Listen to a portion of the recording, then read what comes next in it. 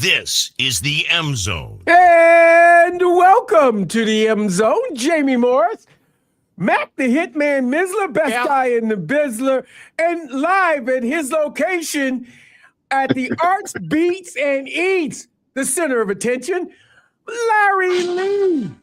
Lovely day, lovely day, lovely day. Yes, sir. I know this is your first fantastic Friday, football Friday.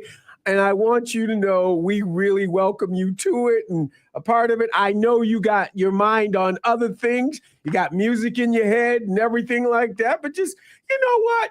We're gonna have former players on. We're gonna have all kinds of people on. But you just have fun. I'm ready to get indoctrinated. So indoctrinate me and get me together, despite the music and all that. I'm ready. Let's go. Well, before we get down in the nitty-gritty, I do want to remind everyone that Fantastic Friday right here on the Big 1050 WTK is brought to you by Brighton Ford, Lewis Jewelers, Chelsea Lumber, the law offices of Joseph A. Simon, and Diversified Roofing. Yes. Nice. That's awesome. Right. Hey, Joe Simon, if we need a lawyer, he's the guy. Yep, that's right. You know? Better known as Silver Fox. You know me, the old school soul music guy. You know, there was an old school singer called named Joe Simon too. Oh yeah, that's right. Yeah. He used to sing like that. I remember that. Yes. Oh yeah, he had. What was that hit? He had the "I've been down one time." Remember that was, and I've been down two times. Remember that old song? Yep. That was Joe Simon too. Mm-hmm. Yeah. What are you singing? You don't think that I know about? I know you know Joe Simon. I mean, hey, there's football on. He know about Joe Simon. Oh yeah, he knows Joe Simon. I was just joking with him. God dog, it's an age thing. I was just making it his age. We'll send you to HR. Wow. Actually, it doesn't work out that way. It's the other way around. That's you can, but that's just anyway. That's a violation. It was football yesterday, last night. Did you catch any of it? Did you see any of it? You had to catch some of that red on white and everything like that. In the Red Stadium itself, Arrowhead Stadium, they had Cincinnati taking on who did they take on? Nebraska. I watched that because I had a little special interest. A young man that we kind of adopted as our nephew. His dad was Mark Spindler that played for the Lions. Yep. And, Lomas and Mark and I were doing a morning workout. They still doing it, but I I have other things going on. And Mark's son, Rocco, is the starting right guard for Nebraska, number 50. And he's the one that transferred from Notre Dame as a starter that played in the national championship and, went to Nebraska. So I was watching with a little special interest last night, watching my play nephew, Rocco. Nice. Did you see him in there, or did he get in there? Yeah. Oh, yeah. He's a starter, and I saw a couple that they eventually got the ground game going, and the announcers gave a lot of love to the right side of the offensive line. That right side of the offensive line is really doing their job tonight, man. And I kept hearing that, and I said I was going to call Mark today or text him today and say, he was at the game, so I can text him and say they show Rocco some love, man. He's starting right guard. He'll be in the league soon. One more year, he'll be in the league. And there was something that happened last night that just overshadowed college football and everything. I know where you're going. I know where you're going with this one. I have to bring it up. I get it. I know we're talking, but this is football, and it's football related, and it does affect the NFC North. I'm just telling you, this could put the Green Bay Packers, dare I say, over the top, taking over control of the NFC North.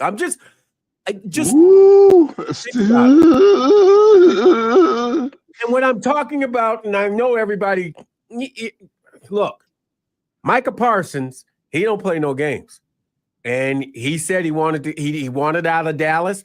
I don't think he liked the way Jerry treated him and everything like that. Kids today don't like that. Oh, man, Get your butt off the way. Get out the way and let somebody else negotiate contracts.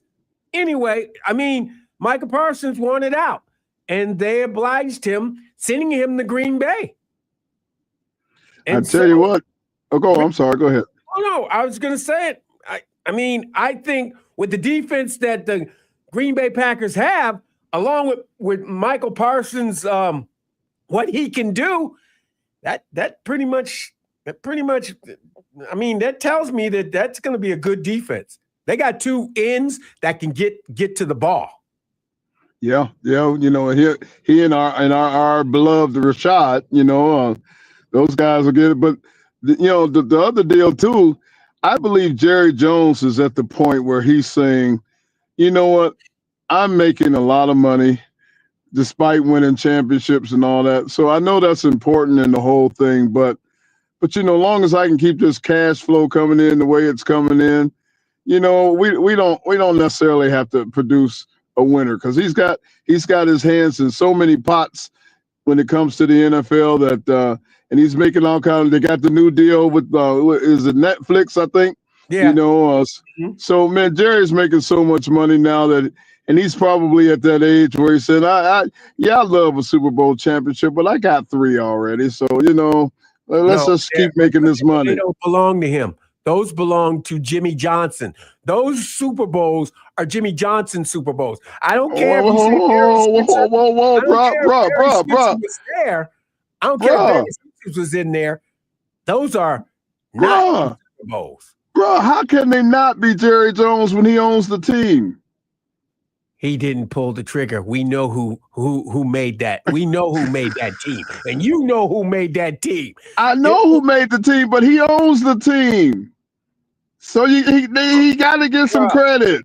He gets credit for owning the team, for financing Jimmy Johnson and bringing in that and making that. Jimmy Johnson did the Herschel Walker trade. Not Jerry. It was Jimmy. It was Jimmy. Everybody thinks that Jerry did all this. He's no brain. He's no. Come on. But you gotta give him. You gotta give him. His what's that word? Hierarchy or not hierarchy. There's another word I'm trying to think of. A protocol. You got to give him his protocol, man. Is Jerry Jones still asking for his shining light? I'm pretty sure he's probably asking for glory days. I'm pretty sure. Exactly. Glory days. I can't say the other thing. I can't say what he actually said, but all you got to do, if you want to, go onto YouTube and look up Jerry Jones glory days. And it'll pop up something from about a year ago at a press conference. And he does not say, he adds an extra word between glory and days that we are not allowed to say on these radio waves. But because of that trade yesterday, gentlemen, it has been named official. The Dallas Cowboys have been eliminated from the NFL playoffs. Wow. Speaking of what Jerry Jones says, he called him Michael Parsons. Did you hear that? Michael Parsons. Micah. He used to say Micah. He called him Michael. You're right. He called him Michael. And that's everybody was saying, "Oh, wow, that's how in touch he is." But I tell you, at one time, when the Cowboys were winning those championships in the '90s, I really thought very highly of Jerry Jones. I tell you why. Because as an executive and trying to see other teams and the teams that win and all that, I kind of notice all the intangibles. I look between the lines and all that kind of stuff. And I never forget, man, Jerry Jones would be in the locker room on some of the championship games. He would be in the locker room with his guys, and Michael, Irvin and all those guys would, they would interact with him, hug him, love him, put him in a chokehold and all that. And I just remember seeing all that going, you know what, I thought that was really cool. But, obviously it's not the same anymore like that. But when I saw that back in the day, I remember making a mental note. Man, look at that owner-player relationship right there, and he's in the locker room and they're jumping on him and they're putting him in a headlock and all that kind of stuff. I thought that was real cool because at the time, at the Lions, we were close with ownership, but we weren't like that. And I was like, okay, Jerry Jones might be real cool. But now, that was 20, 30 years ago. So I get it. But I remember that specifically. I get it. I get it too. I get it. Hey, before we go any forward, we need to get the weather. The final day for weather with our residential weatherman, Gary Rizzo. What's up, Gary? How you doing? You got it horned in? I sure do. I've had it locked in all week and didn't make much of a change, maybe a degree or two here or there. So you will all pretty much enjoy the weather. I know it's cooler than it should be. And just a reminder that the normal high is 79 for tomorrow, August 30th. The normal low is 61, but we're going to be cooler than that. And the record high is 97 in 1953. We don't have to worry about that. Record low 41 in 1976. We'll be above that, but we'll be in the ballpark of that. And they were not playing football in late August in 1976. So what to expect for tomorrow? A bit warmer than today. That's the good news. And more good news. I don't have any bad news. So it's going to be good news on top of good news, Jamie. Mm-hmm. I have a mix of sun and clouds during the afternoon because I know some folks might be even tailgating tonight if the RV people are parked. They'll start tonight. But in general, most of the folks will start early tomorrow afternoon. So we'll have more blue sky patches tomorrow than we're having today right now here in Ann Arbor. So that's the good news. And the high will be about 73, and the wind will be north about 5 to 12. And then as we get toward kickoff at 7:30, actually Matt Missler said 7:34. So the networks will allow the kickoff at 7:34. I have clear sky, mostly clear, hardly a cloud in the sky. 67 degrees, humidity about 40-some%. So it'll be cool and dry. The wind will actually die down. It'll be east to southeast, 3 to 5. And during the course of the game, the temperature will just slowly fall through the 60s under clear skies. And the wind will actually be calm at times during the game. So the flags won't even be moving. They'll be moving from time to time, but when you got less than a 5-mile-an-hour wind, you hardly notice it or even feel it. So while it is cool and kind of jacket weather, a lot of folks would say, well, is it going to be windy? And the answer is a definite no. So all the good news there, I didn't really change the forecast much. And by the way, the forecast for in Columbus will be kind of like it is here in Ann Arbor, because they'll be playing between 12 and 3 or 3:30, and they'll have a high of 73 with partly sunny skies and more of a brisk wind down there. So just in case anybody is going to wonder, there's no rain anywhere in the Midwest east of the Mississippi tomorrow. And so all the other games of interest that folks might want to listen to or watch on TV will be kind of cool and dry for the nation. Even the heat in the West is not as strong as it had been earlier in the week. So not bad. Mother Nature's going to be good to us tomorrow here in Ann Arbor, and I'll certainly be enjoying the weather myself. What about the Catholic and the convicts? How's that weather? Let's see now. Where are they playing? I didn't even write that down on my. They'll be down in Miami on Sunday night. Oh, Sunday night. Okay, we've got to make sure what time that is. Let me take a quick check on that. Miami, Florida. There's about a 50-50 chance of rain because that front's going to actually be down in the Florida Peninsula. So it'll be warm and humid as it normally is, well into the 80s. Even if it's a night game, it'll still be in the 80s down there. And there'll be maybe some thunder and lightning down there. So stay tuned for that. We'll see how.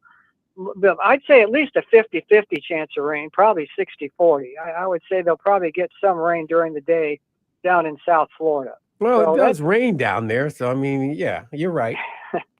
Well, and not only that, this time of year is the rainy season. I mean, for people that like to vacation in Florida, yeah, you got it. So it is the rainy season. You get to July, August, September. This is where they get most of their rain for the year.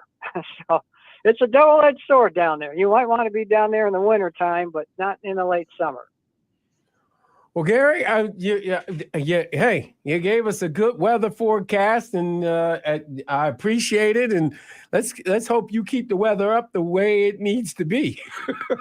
We'll take it a week at a time. Next week, we'll be talking about Oklahoma. Norman, Oklahoma. Exactly. Thanks, Gary. Appreciate the time. Thank you. That's Gary Rizzo, our residential weather guy. What were you going to say, Big Sweet? You know how you can sum all that up? What? That's football weather, man. That fall, you're not too hot, not windy, chill in the air. That's football weather right there. It was cold this morning. I'm not gonna lie. It was cold this morning. I was up at 5 o'clock in the morning, and I opened the door.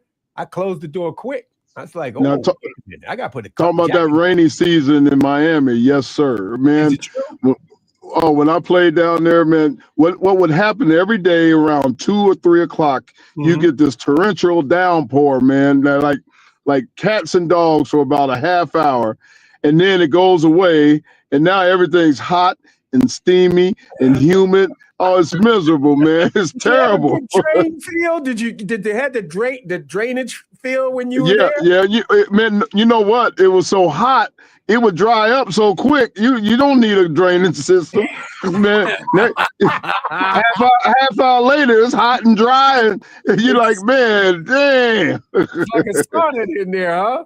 Yes, man. Every day a torrential downpour for about a half hour, 45 minutes. I mean, a downpour. And then next thing you know, a half hour later, it's back to 90 degrees in the sun, and you're baking and sweating. That's crazy. Humidity.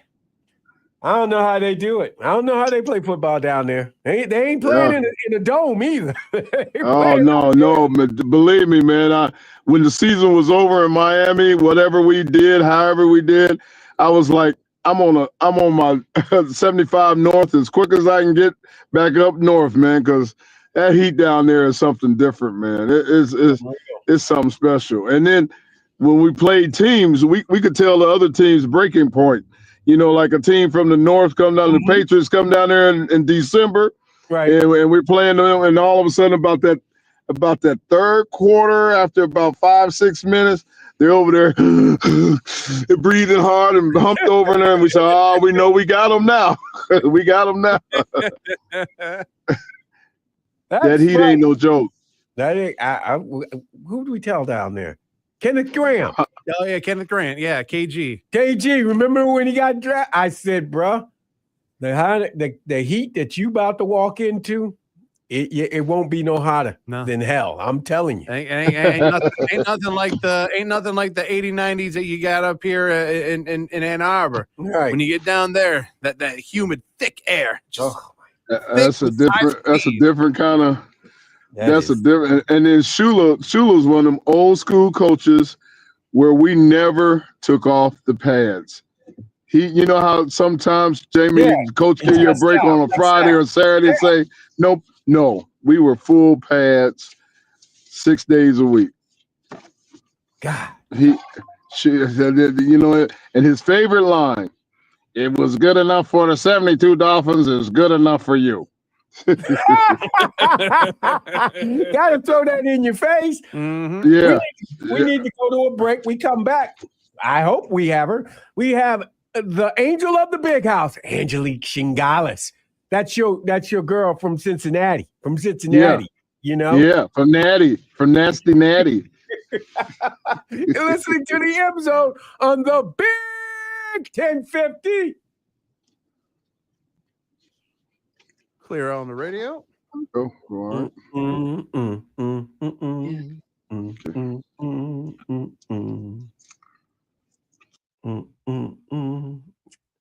Oh, I got to read that one.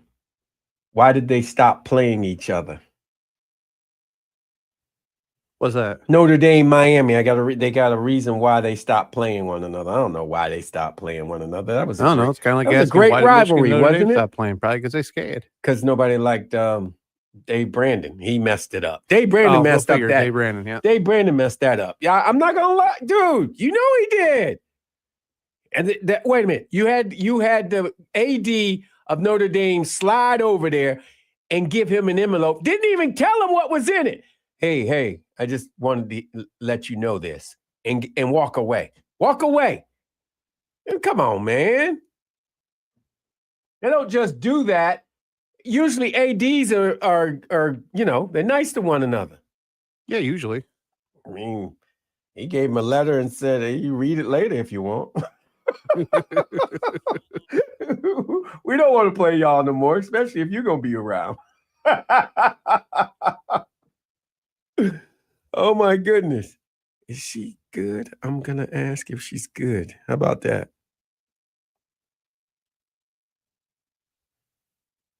Calling me. I do need to do something. Okay, so she's on the phone? Yep. Ms. sent you the link.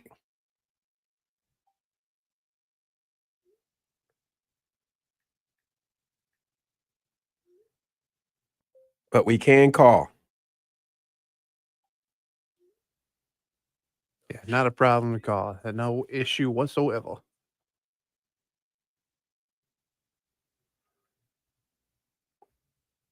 You'll see him tomorrow. No, that's not for anybody. Oh, okay. Sorry. She's answering right now. I got the 3 bubbles. Do do do do do do do do do do do do. Yes, I got that in my.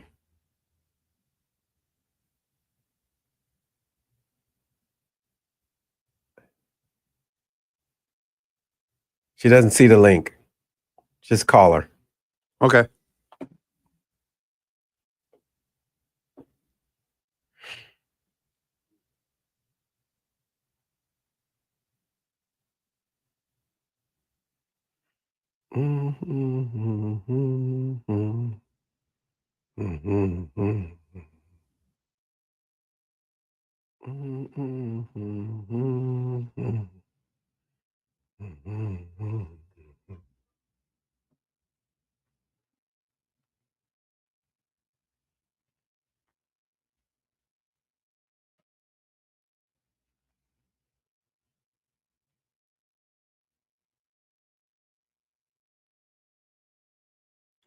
I'm just going to send us the break on the stream, so we'll be back with Angelique on the other side.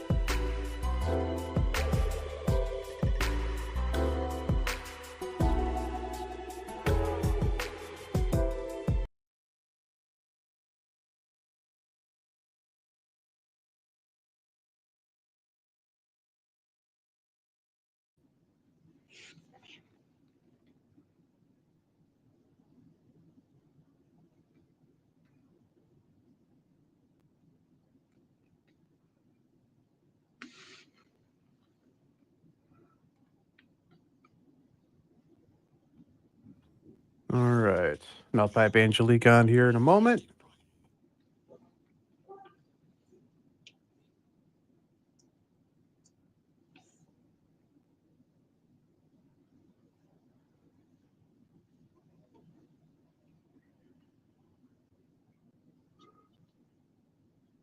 This is the M Zone. And welcome back to the M Zone. Jamie Morris, Matt the Hitman Missler, best guy in the Bizzler.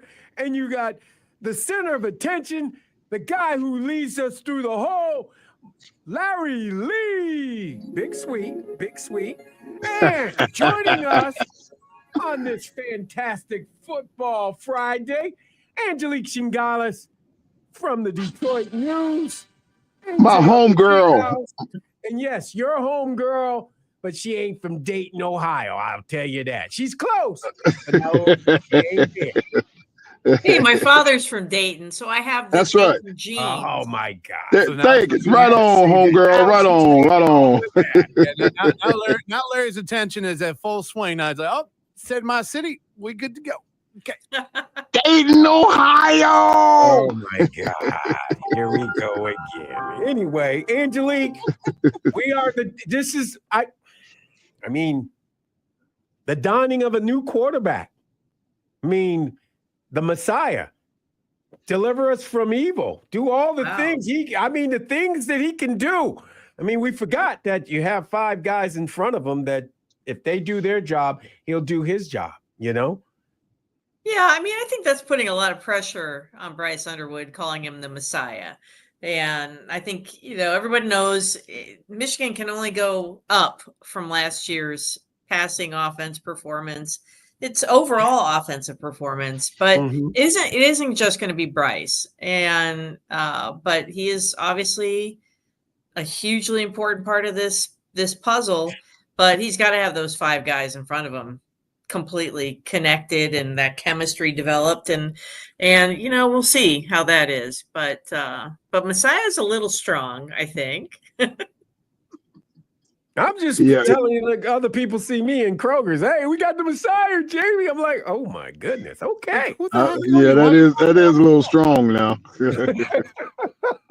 I mean, I talked to Fred Jackson earlier this week because he's been around all 4 quarterbacks, freshmen. But Rick Leach, he wasn't at Michigan when Leach was at Michigan, but he was his high school coach. Yeah, he was his high school quarterback coach. So we talked a lot about these 3 other freshmen and now Bryce, because he's been around Bryce, obviously. Yeah. And there is that common thread that they all have a strong work ethic. They're all leaders. They're humble, and he couldn't say enough about Bryce Underwood, but that's one piece of this. It's one of 11, so a very important one of 11. But you definitely need everybody else working in unison, obviously. Now, I didn't see much of his high school career, but what would be Bryce's strength? Well, I mean, I think he is mobile. He's apparently got very good footwork.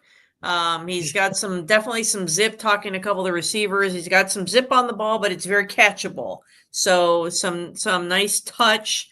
And they have all talked about his high football IQ and how much he studies the game, and also just how much time he has. I know you hear it a lot, first guy in the building, last one out, but you've heard that a lot.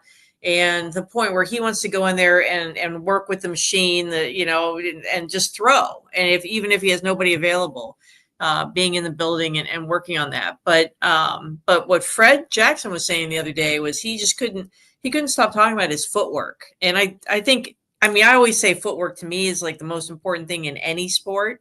But I think it's, for someone to at that age, and that's something that your coaches talk about. I think that's because we know he's got a big arm and he's mobile, but I can't imagine they're going to want him to run too much and take those hits just because there's not a lot behind him.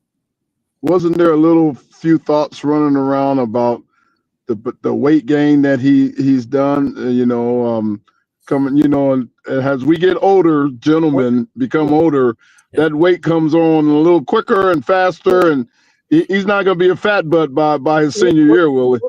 What the brother's saying is he eating too much, and is he going to be a big bottom brother? Is he going to be a square pants, square pants kind of guy? No, I don't think so. I mean, he looked great, physically. I know there were all those photos where it looked like he had a Little belly, little pooch. little pooch. Yeah. Yeah. And I'm like, I mean, I'd be happy with that. That looks okay. I mean, that looked like washboard to me, but Right. no, I think he's all 6'4", 6'5", and he looks. I mean, I think he looks like he's in terrific shape entering this season. Okay, great. So great. yeah, I don't think he's got a weight issue, not yet. The young man is 18 years of age, Angelique, and they put so much pressure on this young man. And you know what? His teammates, when you hear his teammates talk, they glow when they talk about him too. They marvel at the way he throws the ball. They talk about how the ball comes in, the receivers do, and different things like that. The offensive linemen, they feel less pressure too.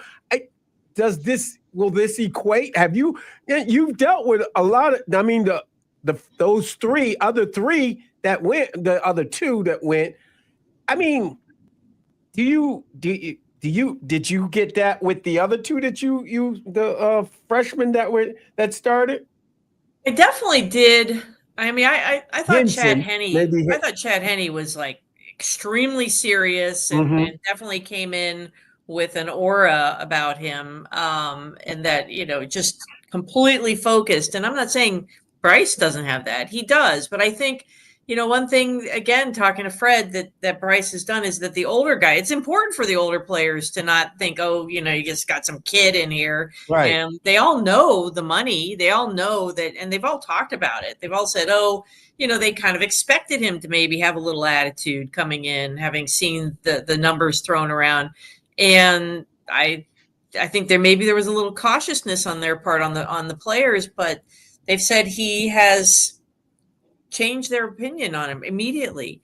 And what Fred was saying is he came in and he worked and he wanted to go hang out with all of the guys. I mean, he's over in the defensive rooms. He goes and hangs out with those guys too, and that's extremely important.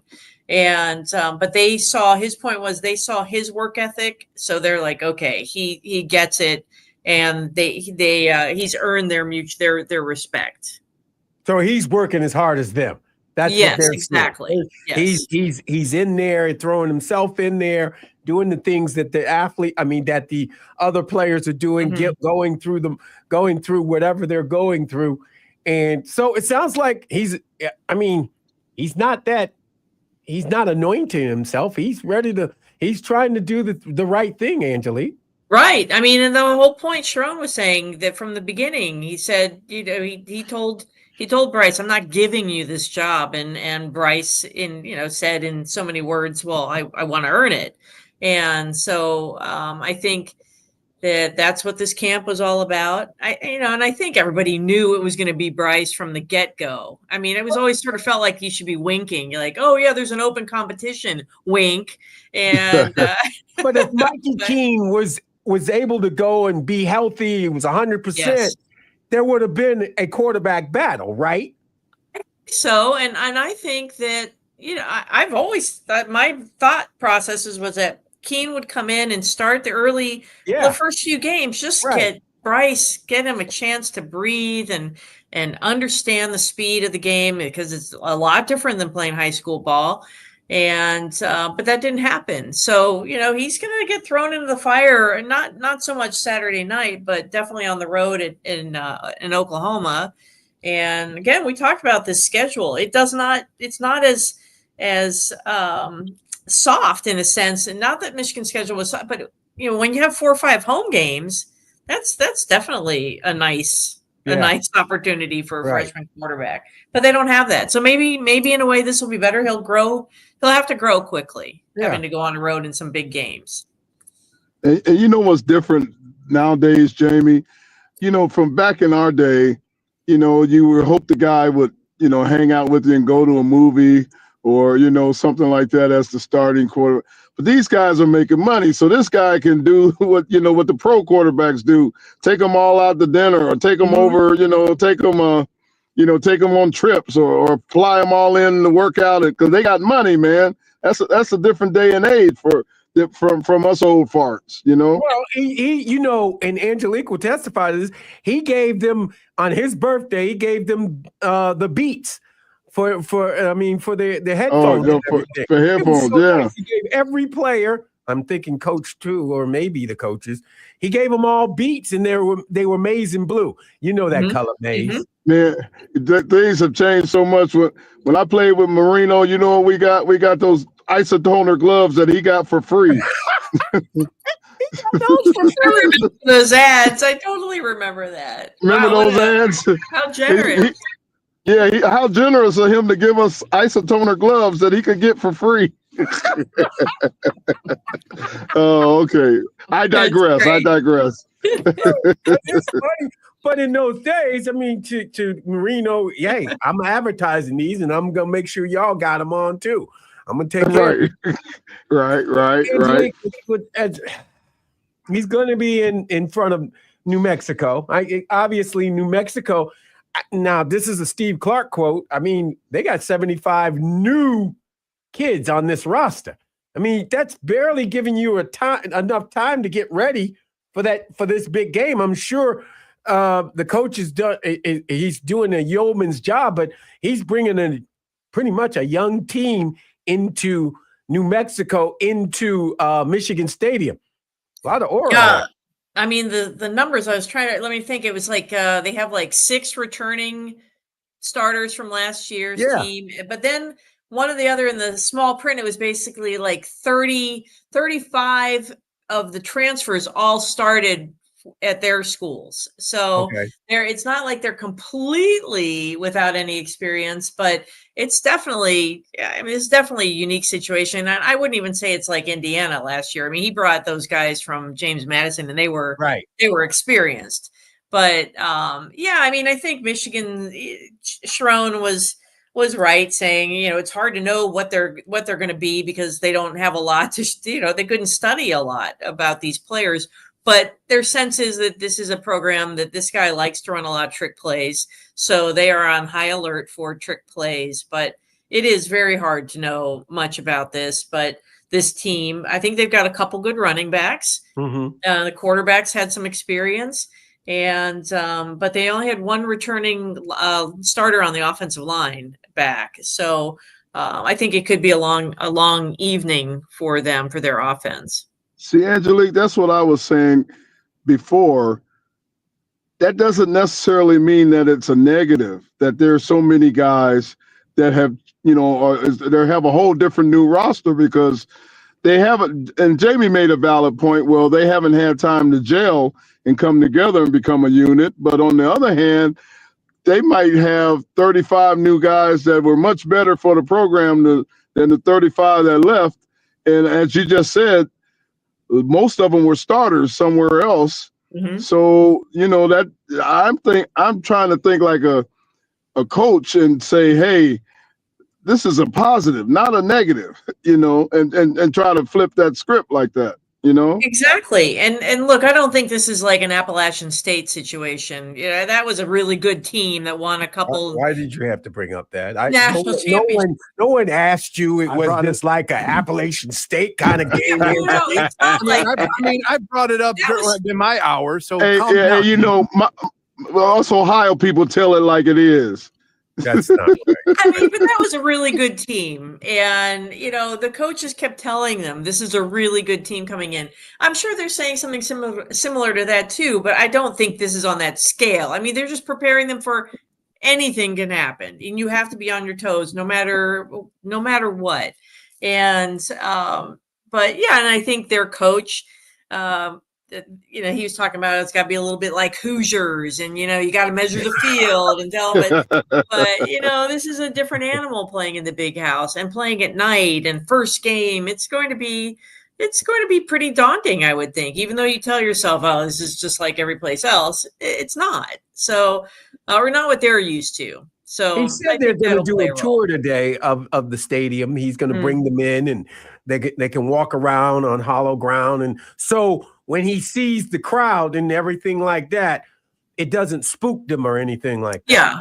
Well, I've been in the stadium, and even before the suites went up, and when you're looking at it, and I'm sure at a walkthrough situation, it doesn't look that imposing. Mhm. But then I've been on the field when it's filled with people, Right. and it's a different animal. I mean, it's you feel that energy from the crowd, and it's just a different intensity. So I'm not saying they can't be prepared for it, but I think it is it's another thing that you have to contend with when you're on the road at a stadium, any stadium, but in this one in particular.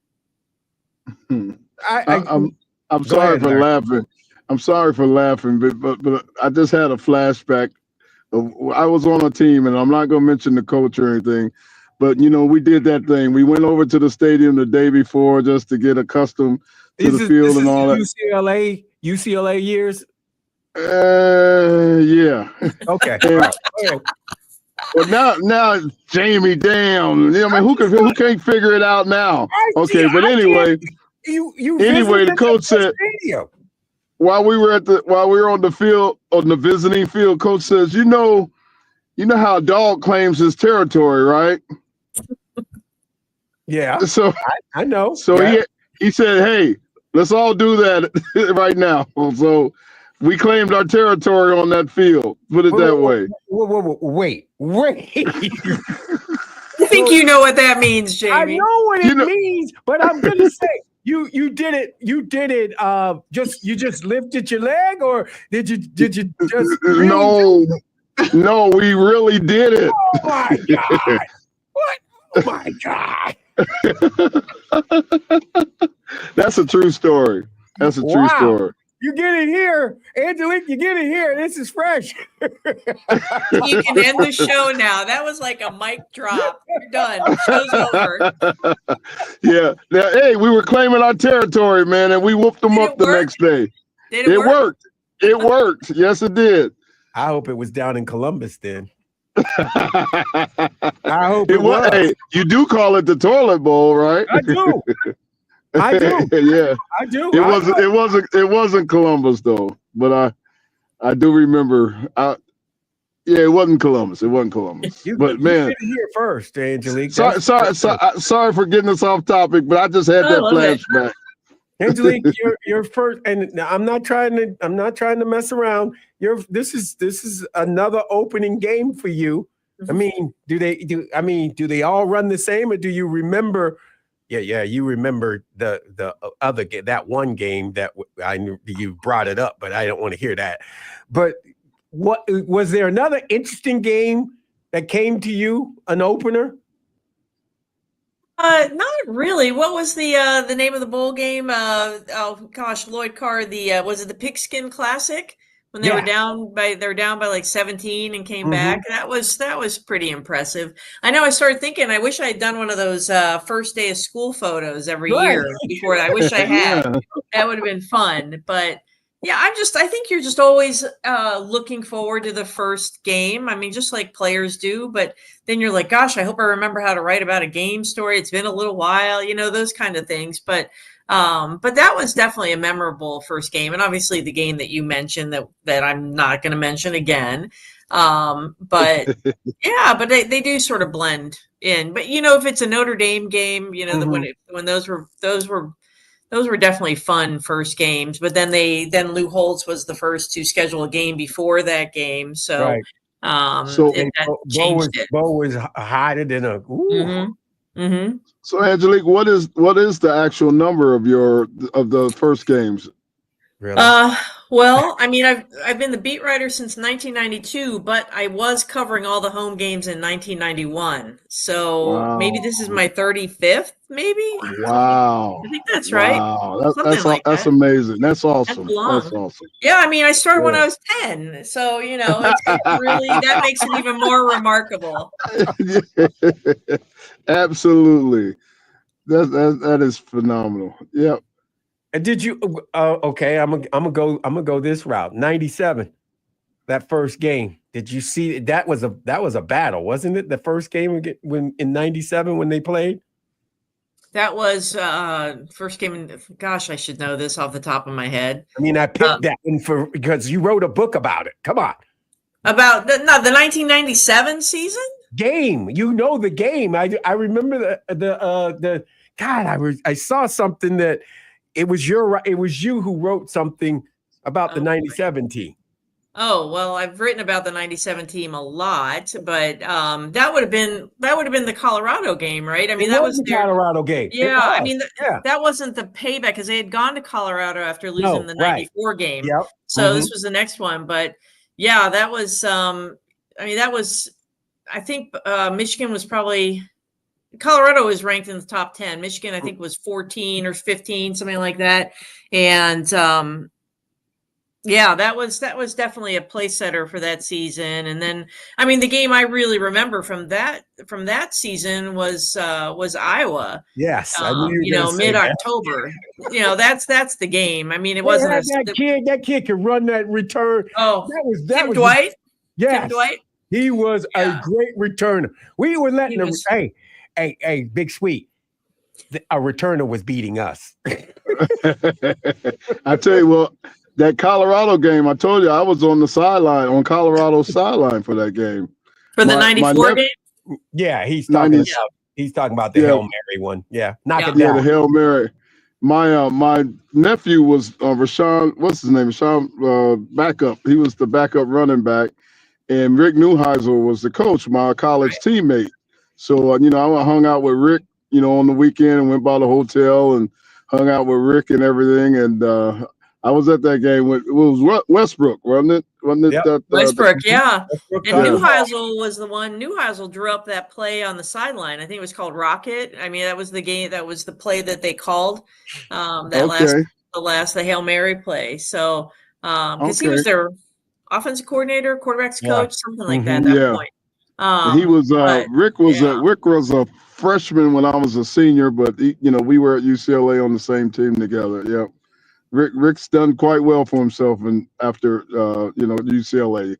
Yes, he has. All the head coaching spots and on the air all over the place. Proud of Rick. I talked to him maybe a month ago about another scenario, and he's doing well. So, but you bring back that Colorado game. That was it was amazing for me to stand on the sideline of the big house like that, man. That was awesome. Well, that wasn't the season opener, Jamie. Sorry, but yes, the Colorado game in 97. I love to hear Big Sweet tell all the things he likes when Michigan loses and everything. And Angelique, come on now. I show a lot of love to Michigan winning, not just Michigan loss. I show a lot of love for Michigan winning. We got to go. We got to go to a break. And Angelique, we did pick up a Monday afternoon quarterback. He's John Wangler on the other side. You're listening to the M Zone on the Big 1050. See you, homegirl. Thanks, Angelique. Thank you. I'm sorry. We went over a little bit. No. Have fun tomorrow. Thanks. Say hi to John. Say hi to Wangler. I will. I'll let him know that you said hi. Bye. Hey. You can hang up. Hey, call John Wangler. You ruthless. Wangy Tangy, my boy coming on. You brought up Appalachian State. Really? I brought it up when I was on my show. I mean, God bless America. Yeah, I mean, come on, man. We gotta talk about wins, big wins. We beat Army. Remember we beat Army? And Aiden Hutchinson, young Aiden Hutchinson, the freshman, stops the play. How about that? I remember that. There you go. That was a good game, a positive thinking game. What year did Aiden's dad play? He played in the early 90s. Okay. Man, we're getting on. I think it was like 94 was his last year, maybe? Yeah, early 90s. Remember? Yeah. Okay. I'll look it up. Am I calling Johnny Wangs? Yes. You got his number? You want me to send it to you? I can send it to you quick, bro. He said, okay, call me.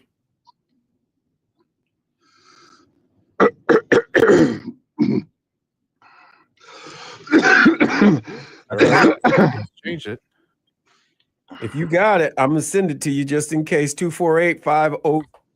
Don't say that on the we still streaming, bro. That's why I turned your mic off.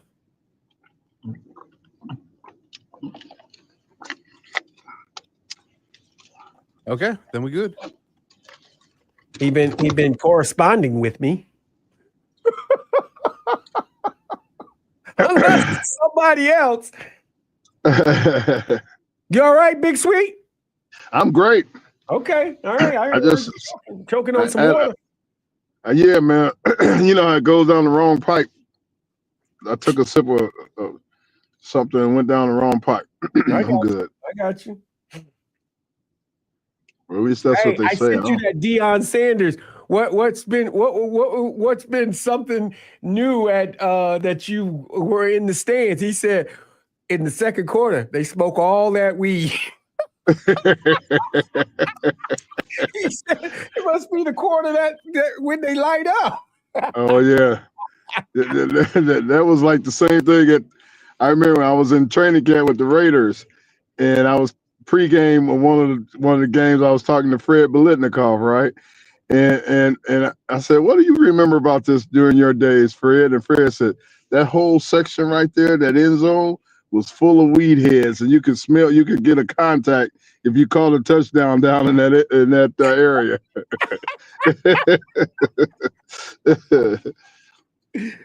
That is crazy. That's what. Yeah. So I guess that's a now it's popular. Back then it was illegal.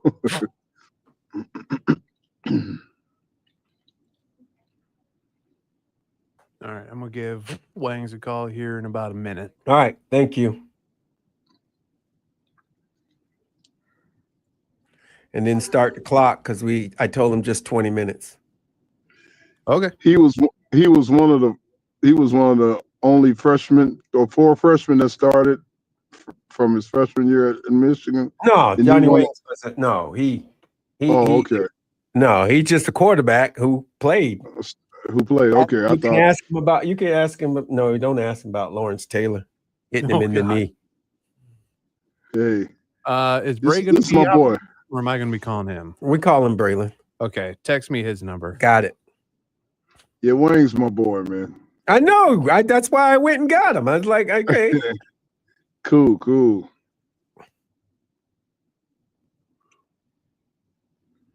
I told you he hired the band for one of their anniversaries or his wife hired us for a birthday party. Yeah, that's awesome. What it was. That's awesome. Yeah.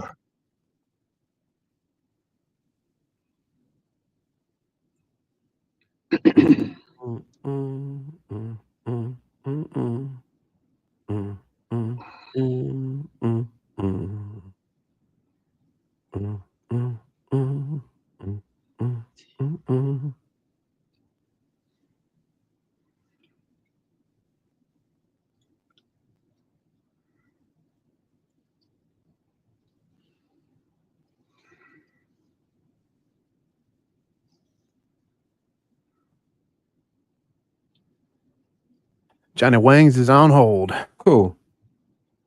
How's he sound? Sounds like Johnny Wangs. Is he irritated? No. I'm just making sure he's not irritated. No. Y'all got a beef going on or something? No, I ain't got no beef. We ain't never got a beef. Johnny Wangs, let me tell you something. Johnny, when I first got here, Bo's like, this is the guy you should follow around. Okay. All right. Well, that says a lot right there. All right. We're coming back from break, so stand by, guys.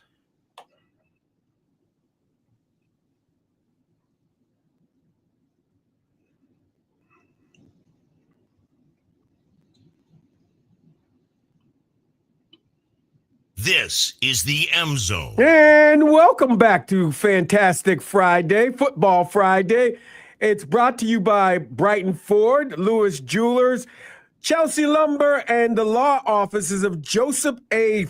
Simon and Diversified Roofing. Diversified Roofing.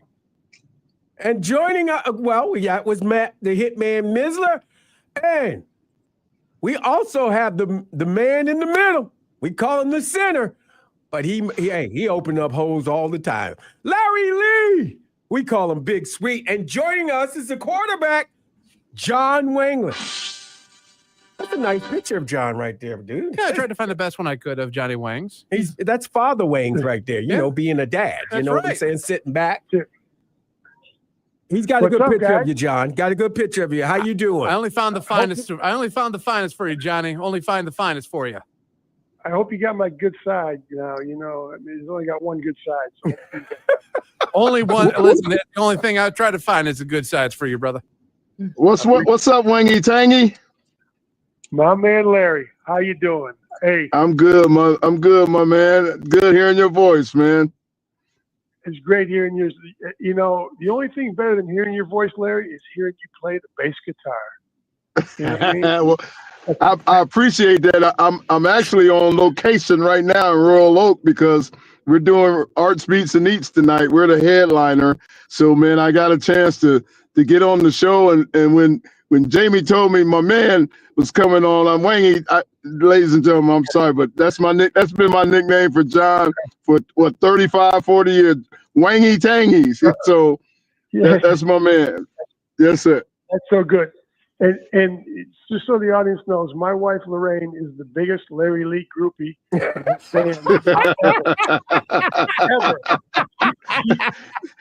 Lorraine had Larry in his band play at my 50th birthday. She follows him around, and I don't know, but he Larry and his band needs to go because they are spectacular. Thank you, John. Nothing but love, man. Nothing but love for the Wangler family, man. We go way back to the 70s, man. Yes, we do. Yes, sir. I was. I told Jamie. You and Brock decided to go west instead of coming up to Ann Arbor, you know, and come on. Yeah, we went out west, man, and then but then Fred got homesick and came back. Fred Brockenden, we're talking about, got homesick and came back to Michigan, and you know, we tried to keep him out there with us, but he didn't stay, and man, but we all were being recruited around the same time, and Jamie knows the story of my trip to Michigan. The weekend I came there with Bo and his wife Emily, and man, the whole thing. And from then on, wherever I saw Bo at a banquet or a Super Bowl or whatever, Bo would see me and go, "We won without you, Larry, anyway." I said, "Yes, you did, Coach. Yes, you did. Yes, sir." But and I love what was the old line coach, man? Coach Hager. Coach Hager. Yeah, man. Oh man, yes, sir. What a class act. What a class act. Yeah, he was a great one, man. He was a great one. He helped Jamie and I a lot. He did. You know? He did. He sure did. So, well, good. I'm so honored to be on with you two. You're crazy. Great.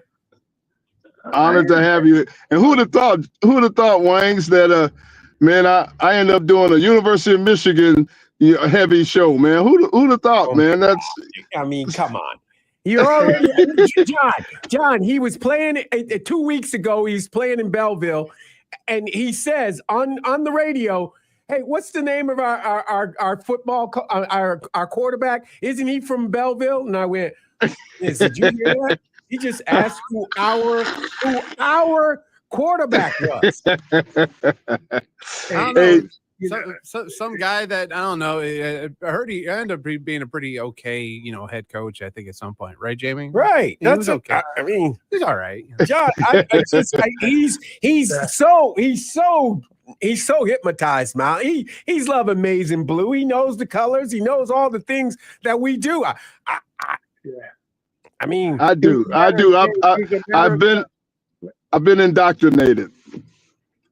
Hey, if Larry does a nice job on your show and he continues to wow the audiences here in Michigan, we're going to get him an honorary degree, Michigan. There you go. Look at you, Larry.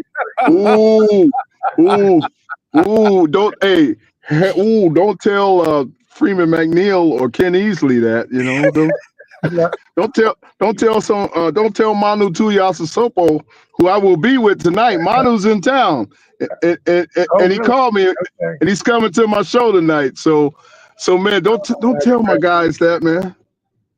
Okay, we'll keep it quiet.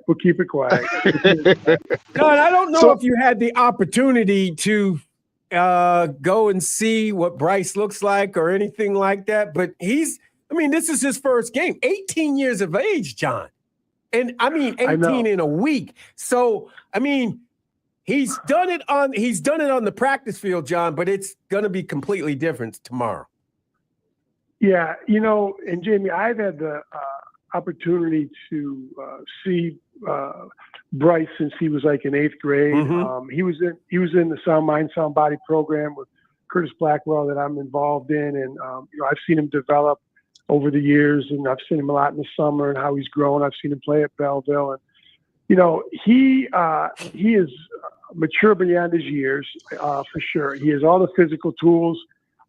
He's got everything you'd want in a quarterback if you were drawing him up. And what I've been really impressed with is that since he's been there for the last 6 months, his work ethic, his leadership, he's taken direction. He's gravitated towards all the kids. He's been just wanting to be a good teammate, and that's what those kids and the coaches keep saying. He's done everything he's supposed to do. He's done it the right way. The kids have embraced him. The only thing he's missing is live game snaps, right? That's the only thing. And it is going to be different, right? This is not high school where you're throwing a bunch of fades and, you're so physically superior to most of the kids you're playing against. You're going to get away with a lot of stuff. This is going to be a different deal. And it's going to take him a little time, right? But he eventually is going to be a great, great player for Michigan. He has all the tools and has the right attitude, but he'll make a few mistakes. I mean, and thank God, Rick Leach started as a freshman. Mm-hmm. Chad Henne started as a freshman. Right. Tate Forcier played a little bit as a freshman. Mm-hmm. You got to be very special to play as a freshman. These kids coming out now are more prepared because of the 7-on-7, the amount of snaps they've taken, the repetitions. It's just different than it was, 10, 20, 30 years ago. But it's still, when you get in front of 110,000 people and, you're playing against grown men, he's 18, he's going to be playing against some 24-year-olds and 25-year-olds. And God knows now, kids will go play till they're 30 if they can, if they make an NIL money, right? And we'll get into that too, John, just before. Yeah. So he's playing against some grown men and who've been coached and have developed in weight programs and all that with experience. So it'll be different, and he'll get fooled a couple times. But I like the new coordinator that we have. I like what Sharon's done with him. I like what Josh Synagoga's done with him. He's been whispering in his ear for a long time. He's got a really great support staff. We've done a better job getting some receivers out there for him to throw this year, some bigger targets. We got tight ends who can play, and we got some running backs, right? To me, the question, right, and you guys know what I'm going to say, and Larry, it all starts with the offensive line. If you got an offensive line, you can do what you want, and that's the strength of any team, right? And if we can protect them, and our tackles can develop, and these guys can develop quicker, sooner than later, I think we're going to have a great defense who's going to keep us in a lot of games early until we, get our continuity with the offense, and until Bryce gets, comfortable out there, as a starter, as a freshman. But I think we have all the pieces, and it's just a matter of him getting snaps and getting comfortable and getting some experience, really. John, go ahead. Big Sweet, go ahead. I was just gonna say we had the center on, the starting center on the other day, and I was thoroughly impressed with what he had to say and his intellect and all of that. So this will be his first year as a starter, correct, Jamie?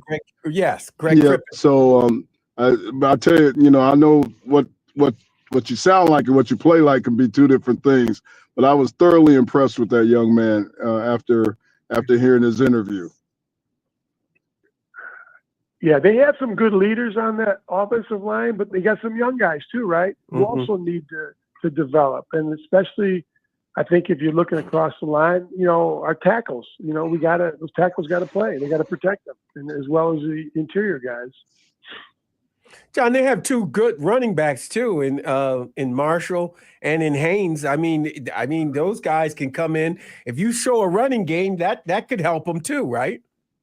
Well, of course, Jamie, you know that better than anybody, right? I mean, when you can run the ball and those linebackers, have to step up there, and that opens up a lot with play action. And, if you can run the ball and people are afraid that you can control the line of scrimmage, then you're going to have bigger opportunities on the outside because they're so concerned about, you just pounding it down their throat. And, Sharon loves to run the football, right? I mean, that's his MO. And I think now the fact that this new coordinator who, is going to try to stretch the field vertically and throw the ball a little more. We have some big targets. The kid from Indiana, it was Donovan. Yep. McCulley. I think McCulley's going to be spectacular. Samaj, I think, is going to have a good year. And, we got a couple other new kids out there who I think if Fred Moore, they're given the opportunity, that if you're concerned about us pounding you, I think that it's going to open it up for them. I really do. So I keep telling everybody, John, it's the five guys up front. This is where the game starts, and it's both line of scrimmage from the offense and defense. They say this defense, John, it's not too far away from last year's defense, and last year's defense finished very strong.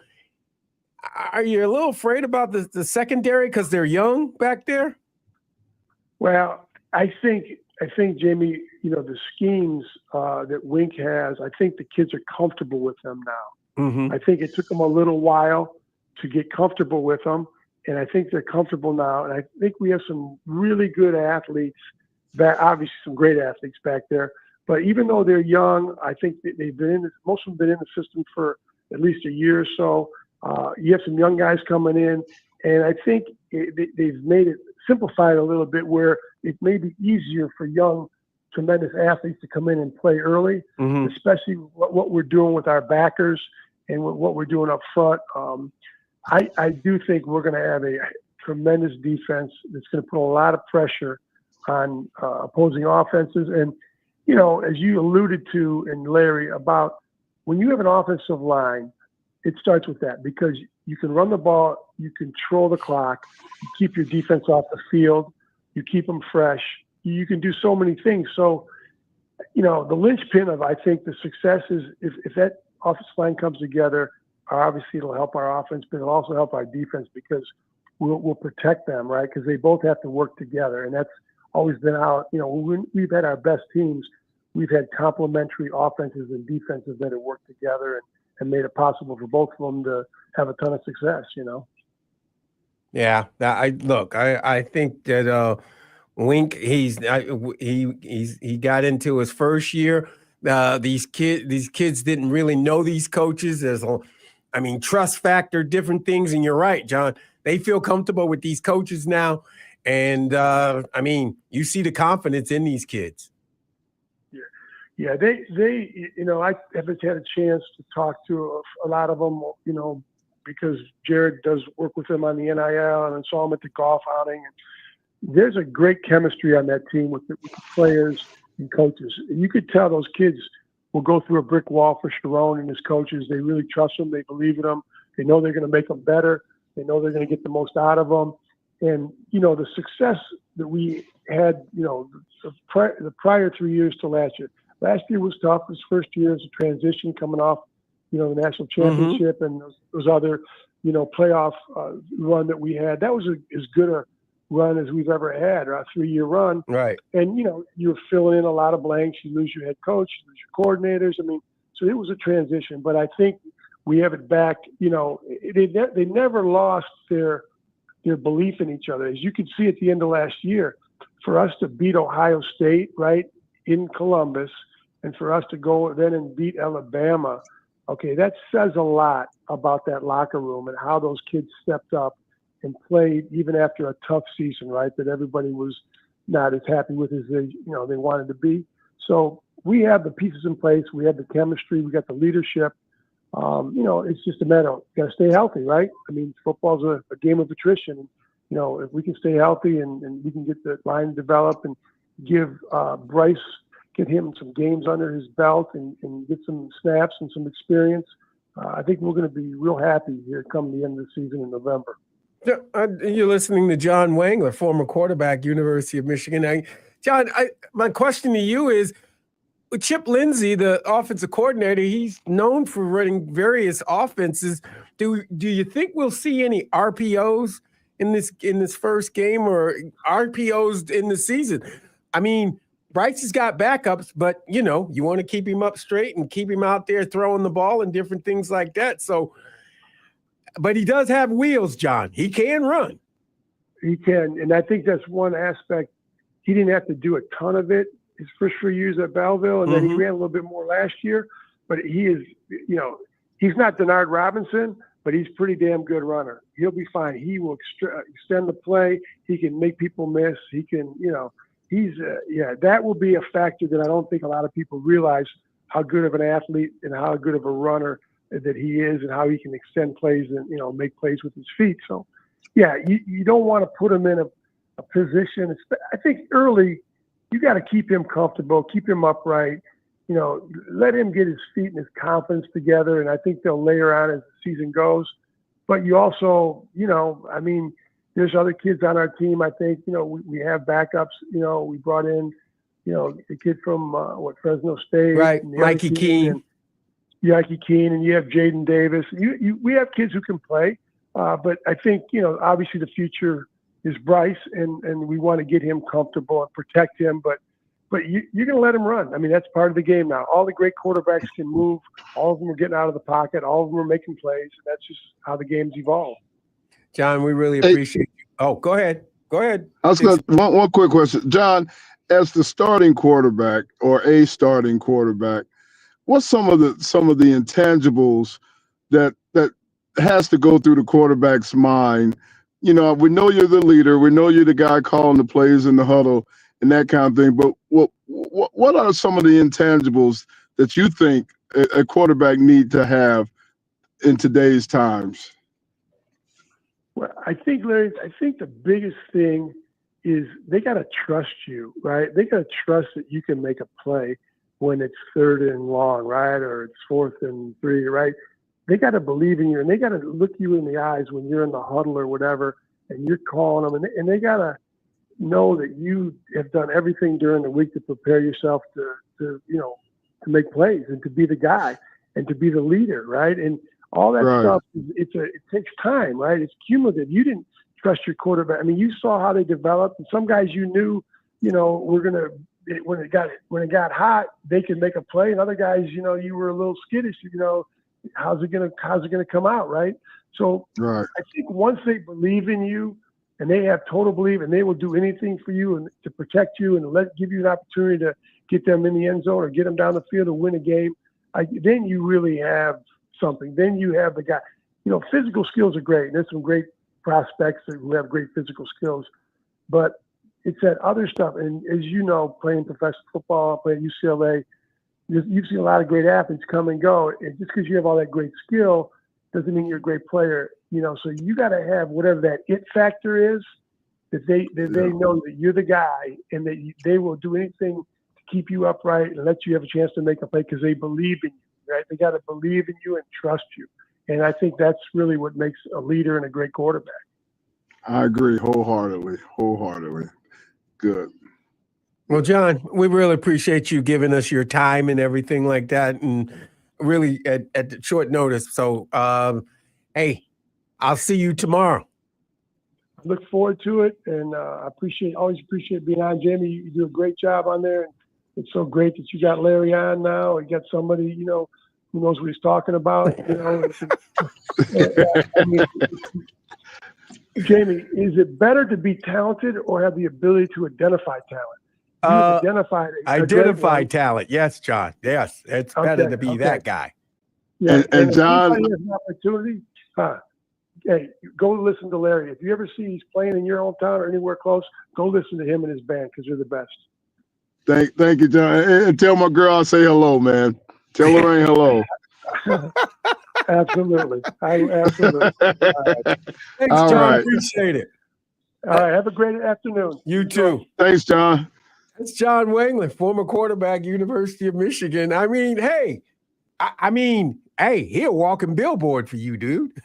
Oh man, I love John, man. I'm telling you, we go back to 77 in high school, being recruited by all the schools and that kind of thing. And then, obviously he went to Michigan and you heard him say me and Fred Rocket. And Fred was another Detroiter who played at Redford, was all world at Redford back in the day.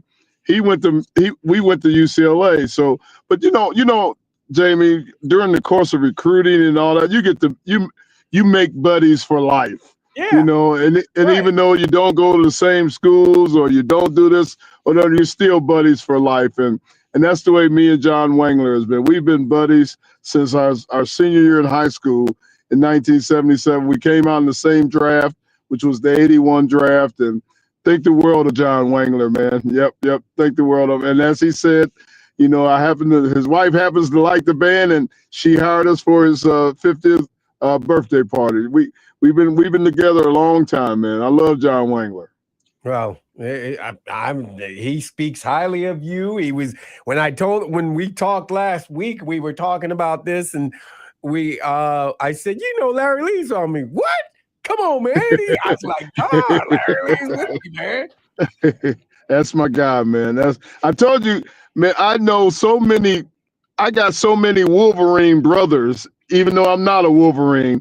I got so many Wolverine. I could go down the list of all my Wolverine brothers, man, that played and went on to great stardom in the NFL and in general. You know, it's just I just didn't go there. That was it.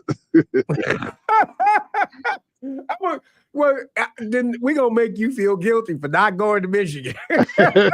Well, no, hold on. I'm going to get an honorary degree according to John. John, because you all the way around. We got you around with this. Yeah, man. But like I said, I've always, you know what's funny? And I said this, I think, on our first show. I know the words to the Michigan fight song and don't know UCLA's fight song. That's crazy. Now you know that's crazy. That's outright. That's just despicable, man. I probably should not say that out loud, but that's the truth. I appreciate you, brother. I do appreciate you. I mean, you, as John said, you recognize talent, and that's a good thing, man. I'm just telling you. You know what? I do admire the pageantry, the love, and the devotion that you Wolverines have for your university, man. It's second to none. Second to none. No, you're not joking. We take great pride in being at this university. It's incredible, and it's all about the Michigan experience. And when you experience it, it's with you forever. That's what I say. With you I have learned that. Yes, I have. I have learned that about the University of Michigan. So I'll leave it at that because I'm gonna tell you this. But I gotta ask you this. When you've had all week, I haven't bothered you, haven't messed with you, but who you got in the noon kickoff tomorrow? In the noon kickoff. You know, big noon and everything like that. Who you got between Ohio State and Texas? Ooh. Well, are you asking me now? Or is that a question for the audience? Well, that's for the audience and it's for you right now. Okay. A few weeks ago, we had somewhat of a similar conversation. Right. And I'm gonna forget about my Ohio blood ties and all that stuff, being born and raised in Dayton, Ohio. Remember, it's in Columbus. I know it's in Columbus. So, with that being said, the Ohio State Buckeyes are the champions, and they will remain the champions until they get knocked off, and they won't be knocked off tomorrow. Now, I look at it as Big Ten versus SEC. Okay. And then I look at it as, because the selfish side of me wants Ohio State to win because when we beat them in November, that just pumps out. It'll mean more. Right. But I say to myself, and I go, self, even if they lose, they got the rest of the year to win the rest. So, right. But everybody's got to see that the champ is no longer the champ. So, and then you remember what I said about Arch Manning. Right. The kid has got it. The kid is got it, and he wants to show it. And this is his opportunity. I'm not saying he's trying to win the Heisman Trophy. I'm just saying to you that this young man, this is his first chance to show out right away. So I think he comes out, and you know how Sark is. Sark is going to try to take the game right away from Ohio State. Right. And he's going to go after it. I think it's going to be two teams getting after one another. I got a 27-35 Texas win. I suspect it's going to be a great game. I do suspect that. And there are some intangibles about Ohio State, but that receiver that they got at Ohio State, that dude is the real deal, man. You got to be able to throw. It's the five guys. That's front, true, right? That's true. But they got a first-year starting quarterback too, which, so I wouldn't, if your prediction became true, I would not be shocked. I would not be shocked. I just think, until the champion loses, you got to anoint them as champ. You got to give them their props. Sure. And I'm telling you, the champ's going to lose tomorrow. Okay. All right. Your champ is done. They done. They done. Hey, hook 'em. You heard that old Richard Pryor say, "We will see. We will see." We need to go to a break. We got Coach Blade coming on. I got to give Big Sweet a heads up about Coach Blade. He'll be happy after I tell him, right, Miz? Oh yeah, it's story time with Coach Bob Thornblade. You ain't got to say a word. All right. You ain't got to say a word. You're listening to the M Zone on the Big 1050. Clear on the radio. You ain't got to say a word, brother. Blade's got this. I can't hear him, Miss. It's okay. And he says, "I'm ready when you guys are." He just texted me. Of course. I accidentally hit the mute button.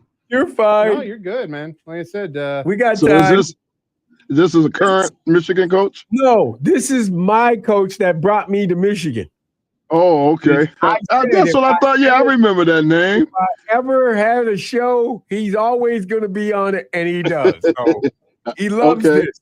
Yeah, this is like this time of year, Fridays during the fall. Like not just him, everyone loves some Coach Bob Thornblade stories. Go night. You okay? Sit back and enjoy the story time. Basically, is all you guys. All right. So in the meantime, we're gonna hit the old break ski on the stream. So if you're watching on stream, we'll be back with Coach Bob Thornblade and little stories from the past. So we'll be back on stream here in a matter of moments here on the M Zone.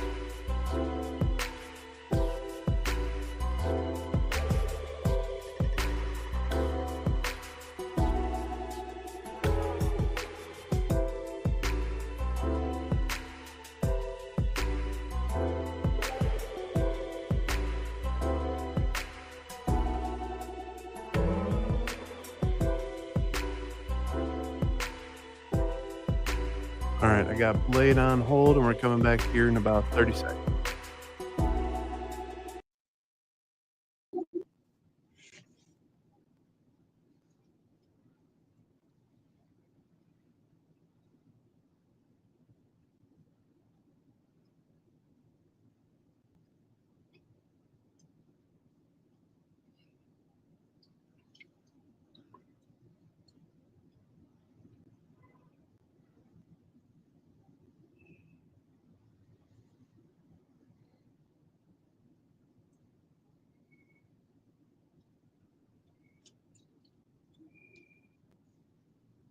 This is the M Zone. And welcome back to the M Zone. Jamie Morris, Matt, the Hitman Missler, best guy in the Bizzler. And you got our man, Mr. Man in the middle, Larry Lee, the center of attention. What's up, Larry? You doing well? I'm doing extremely well, man. I'm in my secret location in Royal Oak right now because I got the big show tonight at Arts Beats and Eats. So, I'm loving the fact that I'm on this air. We're talking football. My two worlds come together this evening, football, music. Had my buddy John Wangler on, and I understand I'm going to get indoctrinated to a nice entertaining segment coming up. Looking forward to it all. It's a great day, Jay. Lovely day. Lovely day. Before we get to that, Honorable Pest Control, have you gotten an opportunity to get your house done? All you got to do is go to Honorable Pest Control, and get it taken care of. They take care of everything for you, and if you go to their program, it's 4 shots to see it. They go inside and out from foundation to peak 4 times a year. Plus, they will cover any unsuspected pest issue between treatments. It's like having pest insurance at home. Call Honorable Pest Control at 734-436-3017 or go to honorablepestcontrol.com. and get your peace of mind. honorablepestcontrol.com. Blade, what's going on? Are you there? I'm here, Jimmy. Go blue. Go blue, Blade. And Blade, I know that you've seen these freshman quarterbacks that come in and they get a chance to start. And this young man, they say he's that guy. And they appointed him the number 1 quarterback, and now he's going to play in Michigan Stadium. That's a good thing, but it's in front of a lot of people, Blade. Well, he's an extraordinary talent. And, by all accounts, he's had a very good summer, the preparation of 2 days. As a matter of fact, I saw Sharon, and he talked for a minute. He said, sometimes I turn to Chip Lindsey and I say, have you ever seen a freshman? Have you ever seen a guy do what he's done when he makes a play? So now, the one thing I will say about Bryce Underwood, the outcome of the game does not depend totally on him. He does not have to win the game for Michigan. He's surrounded by a lot of talent. Now, I'm sure they're talking to him about that. And the most important thing for him is to play within himself, play within the context of the offense, and let his great ability express itself. But understand, he's got some good running backs. He's got some gifted receivers. And the line, from what I understand, should be much improved. We struggled. We struggled at right tackle last year during the course of the year. So Bryce Underwood, it's exciting, and everybody's looking forward to seeing him. And he's highly touted. Bryce Underwood does not have to win the game for us. Bryce Underwood has to make good choices. And when he makes a mistake, and he will during the course of the game, he can't get down. He can't get worried. He's got to be calm. And I'm sure the coaches have talked to him about that. And I'm certain that Chip Lindsey, our new offensive coordinator, has evaluated his strengths and weaknesses, and they won't ask him to do, we don't need to throw the ball. We need to throw the ball deep and we need to threaten deep. And we were unable to do that last year effectively. So all the defensive secondaries collapsed on us. but Michigan's going to run the ball. We will run the ball, and we will run the ball until they stop us. And that's what we're going to do, and that's Sharon's football. That was Jimmy's football. That's always been our football. And we'll do that. We'll establish the run, and then when the time comes, we'll throw the ball. But I don't think we need to ask him to make every pass and every completion and to throw the ball in the telephone booth. We don't need to do that. Now, I did want to talk about real quickly. Number one, does Larry Lee have any eligibility left? We got to get him back. I wish he was. I miss Lee. Now, I'm going to tell you, he was a great pro player, great college player, and he's a tremendous entertainer. I've had the pleasure to hear his band, and it's sensational. So it's great to have him on. And, of course, he's a great Lion. And we're all excited about the Lions. Thank you, Coach. Well, great to have you on. And we got to get, does he have the right, we got some Michigan stuff for him. Tell Wenger to get him some stuff. We talked to Johnny. Johnny was just on. I'll make sure we get him some Michigan stuff, Coach. Get down on the sidelines and let's get him. We missed him the first time around, and we wanted him badly. Bo wanted Larry Lee badly, but we couldn't get him. He went on and had a great career. So we're excited. We're getting him back. And at least we got him. Hey, Coach, I was teasing Jamie, man. I have so many great friends and brothers and know so much about Michigan. I just didn't go there, Coach, but I love University of Michigan, the history, the tradition, the love that you guys have for the school and everything. It just wasn't for me at that time, but I have been indoctrinated because I was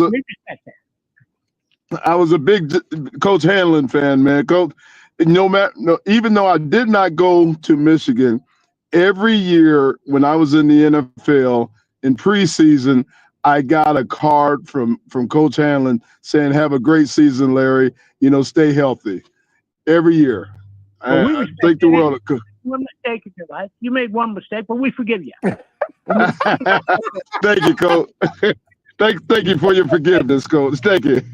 Now, one thing I wanted to talk about real quickly, Jamie. I know we've got limited time. Right. Is a good friend of mine, Toby Darden. His son is going to be made the varsity band as a freshman. So he's going to, and I was explaining to Toby the wonderful tradition we have.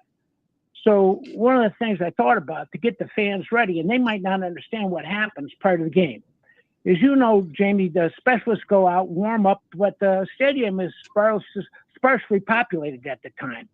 But you're out there and you're starting the passers, the kick returners, the kickers are out there.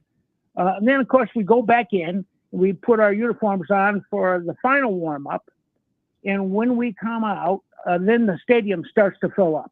The opponents come out and warm up. And when you play for Michigan, you glance down there, but you don't stare at them because you're focused on what you're going to do. And we don't care what the hell they look like or what color uniform they have or who they are. We're getting prepared to win the game. And when we go back in, and I told this to Toby, and I thought about this, and the fans might know this, the band is lined up in that tunnel. And if you remember, Jamie, as you well know, they take that bass drum and they beat that in that magnificent band. And those great sons and daughters of Michigan in that band stand, "Let's go blue. Let's go blue." And Jamie, that gets you inspired when you're a player. It does. Recall. And it's unbelievable. And then, of course, the band, of course, takes the field and they do the M fanfare, which still makes my eyes swell up. I get tears in my eyes. And then they play the victors. But what happens then, we come out. The opponents usually come out before us, and the coaches will give us the last instructions. And then as we come down that tunnel, the crowd senses that we're about to come out on the field. And then as soon as we do, the crowd, that great group of Michigan fans, all the Michigan faithful, explode. And we touch the banner, and we run over there, and we look over at the other side, and we look at the other team, and we let them know we are here to win. And that's what we need to do on Saturday. Immediately, we have to dissuade the University of New Mexico Lobos right away. They're not coming into our stadium, not the first game of the year, and beat us. And the way we will do that is by playing within ourselves. I talked about that. Supporting this young quarterback. And no matter what happens during the course of the game, we're gonna prevail. As this team, this gifted team that a lot of people underestimate, I think is going to march towards the championship and get better and better as we go.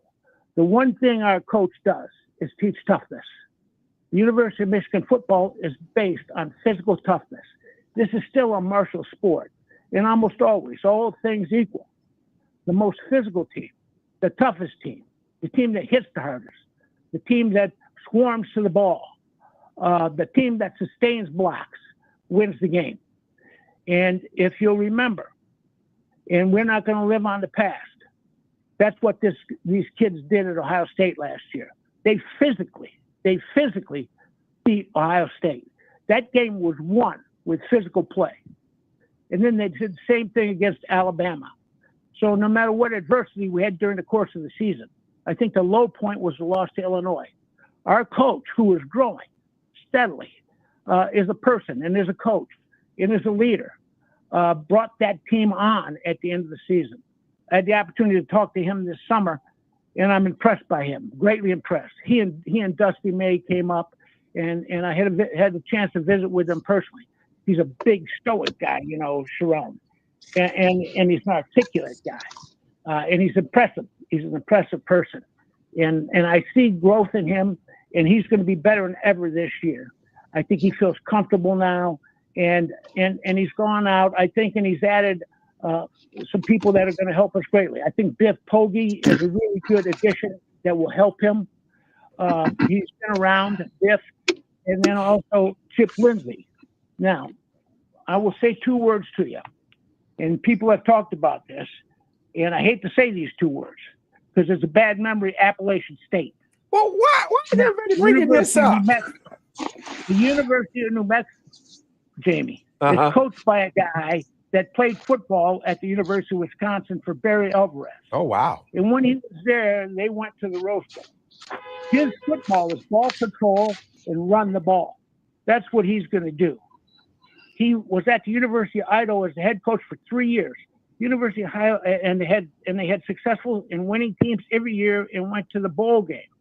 Played it in the playoffs, because it's a lower division every single year. And last year, on August 31st, he took the Idaho team into Eugene, Oregon. And the game was 17-14 in the fourth quarter, and Idaho was driving. Oregon was able to stop them and then score, and then they ended up winning the game 24-14. But we know how gifted and what a great team Oregon was and what a fine coach they have out there. So we have to be prepared. He's going to run the ball. He has two really good running backs. Now, a lot of guys left. The University of New Mexico has had 3 head coaches in 3 years. So a lot of guys, Bronco Mendenhall was the coach there, and he left, and he took a lot of guys with him. But he has several players that came with him from Idaho, including a quarterback that played 6 games last year. The defensive coordinator was the defensive coordinator at Memphis last year, and they won 11 games and ended up 24th in the country. Wow. And he's an old friend of Coach Eck. So we have to be prepared. He's going to run the ball. He's going to play physical football. Now, that said, our offensive line probably averages about 290. Their defensive line averages 250. If we don't run the ball successfully and dominate the line of scrimmage, I'll be very much surprised. But they have a very good secondary there. They feel good about their team. They have a pretty good kicker. They're going to run the ball. What they do is and I looked at Chip Lindsey and his balance at North Carolina. He ran the ball 55% of the time and threw it 45% of the time last year and had a prolific offense. That's exactly what we did when and we won the national championship. That is the equation. That was our recipe. We ran the ball 55% of the time and threw it 45% of the time. That's exactly what he did last year at the University of Idaho. So they're going to be a ball control offense. He's not going to do crazy stuff, but they're going to be a physical team. And he's been around. This guy's been around. He's been in Wisconsin. He's not going to come in here intimidate you. But right away, we have to, as I mentioned, we have to dissuade them from any notion that they're going to come in the University of Michigan on national TV in our stadium and beat us. That ain't going to happen. We're not going to let that happen. But to that end, we got to play our best football. We have the most, I think, the single most, the best weapon in football right now, the best offensive weapon in football. And his name is Dominic Savada. If you remember the Ohio State game, that kid can kick. And I'm excited about him. Anytime, and this has to change how defensive coordinators look at us when they play us. Anytime, we get inside the 50, that kid's a threat to score. And of course, he did so last year. Remember, he made all those great kicks at Ohio State, and the Ohio State kid did not make the kicks. And that was the difference in the score. So I'm excited about Zavada. I hope that our punter, and I always talk about, that's the most important play. The most important play in football is the punt. And we always talk about we have to have a net punt of 38 yards, or we're not going to control field possession. Now, the net punt means after we kick it, we tackle them, and that's, with the return. In token, we got to win the kicking game, and historically, we've done that. We talked about Bryce. Bryce does not have to win the game for us. I think we have some really good running backs. And I'm sure you've commented on, Jamie. You're an expert at that position. One of the greatest running backs in the history of the University of Michigan, Jamie Morse. Although he did fumble against Iowa. And we'll never forget that. I don't forget the great runs. I forgot. But I do remember that. It's because he recruited me. That's because he recruited me. That's the biggest thing in Iowa history. That's all they do is talk about that. Well, nobody remembers the good plays, Jamie. They only remember the bad plays. You don't, as a player, as a coach, you don't remember the games you won. You remember the games you lost. Right. And they remember it. But I'm excited about Justin Haynes, the running back we have from Alabama, and I think Jordan Mitchell is a really gifted running back, out of Ohio, and he's really only a sophomore now. Probably has freshman eligibility. I don't know. He didn't play that much for it. The wide receiver positions, I think we should be much improved at that, particularly with the big McCauley coming from Indiana. He's 6'4". And we haven't had a big receiver in a long time. But and last year, I thought Frederick Moore was open a lot, particularly on intermediate routes. We did not have the ability to get the ball downfield last year. So I think Moore is going to have a great year. Samaj, could be. We like Samaj. He's dangerous. He's a great changeup. We can run him, on the jet sweep, and he's got great speed. And he's a lot older and more experienced now. And should be one of our great leaders. The tight end, we have a good tight end in Klein. I don't know if we're going to be able to replace the production that Colston gave us. That's going to be difficult. But last year, he was the only production we had in the passing game in a real way because we couldn't get the ball downfield very well. So I think the tight ends, it appears that we have good players there, and we'll see how they evolve during the course of the season. And then the offensive line, I think, will be improved. We moved Link over to the left tackle, which, if you remember, he struggled at the beginning of the year at right tackle, but then he had good games towards the end of the year. The guards, apparently, we have our captain at the left guard, and the center is back, Crippen. But the right guard apparently is going to be I'm not sure who it's going to be. It might be the new transfer we have that won the position that they say can be a dominant player, and then Sprague will be the right tackle. And I think we're going to, Michigan's going to move the ball. One thing Sharon's going to do as an offensive line coach, and with Grant Newsome, our guy who coaches the offensive line, one of our great former players, is they're going to run the ball. And historically, we've run the ball inside the tackles as well as anybody in the country. So we're going to run the ball. I think the defense under Wink Martindale is really well endowed. We got a lot of great players over there. Our edge players are really tremendous. And we lost the two best defensive tackles in college football were our two last year, Grant and Mason Graham. And I always talked at length about Mason and Grant. And they are gifted guys. But if you remember, they did not play in the bowl game. And our defensive line was just as productive. And one thing, if we reflect on the Super Bowl last year, the Eagles had a great quarterback performance, but they had a tremendous performance with their defensive line. And Mahomes got smashed. So if we get that kind of performance, if we can put pressure with 4 or 5 and not have to sink linebackers and or defensive backs and make ourselves vulnerable by playing man-to-man, that's going to be great for Biff, and that'll give him a lot of latitude. Our linebackers can run, and hopefully Rod Moore is going to come back, our captain who was hurt last year, and return to the level of play that he had prior to his injury. So I'm excited about our team. I think we really have a gifted team. It's deep. It appears that they have a great attitude. So I think good things ahead. By the same token, we can't take anybody for granted, and certainly not New Mexico. And this guy's been around. I'm telling you, this coach took his team, Idaho team in Oregon last year, and almost knocked them off in the first game. So we've got to be aware of that. The way we do that is no turnovers. No turnovers. Win the turnover battle. Win the kicking game. We've got to be superior in the kicking game.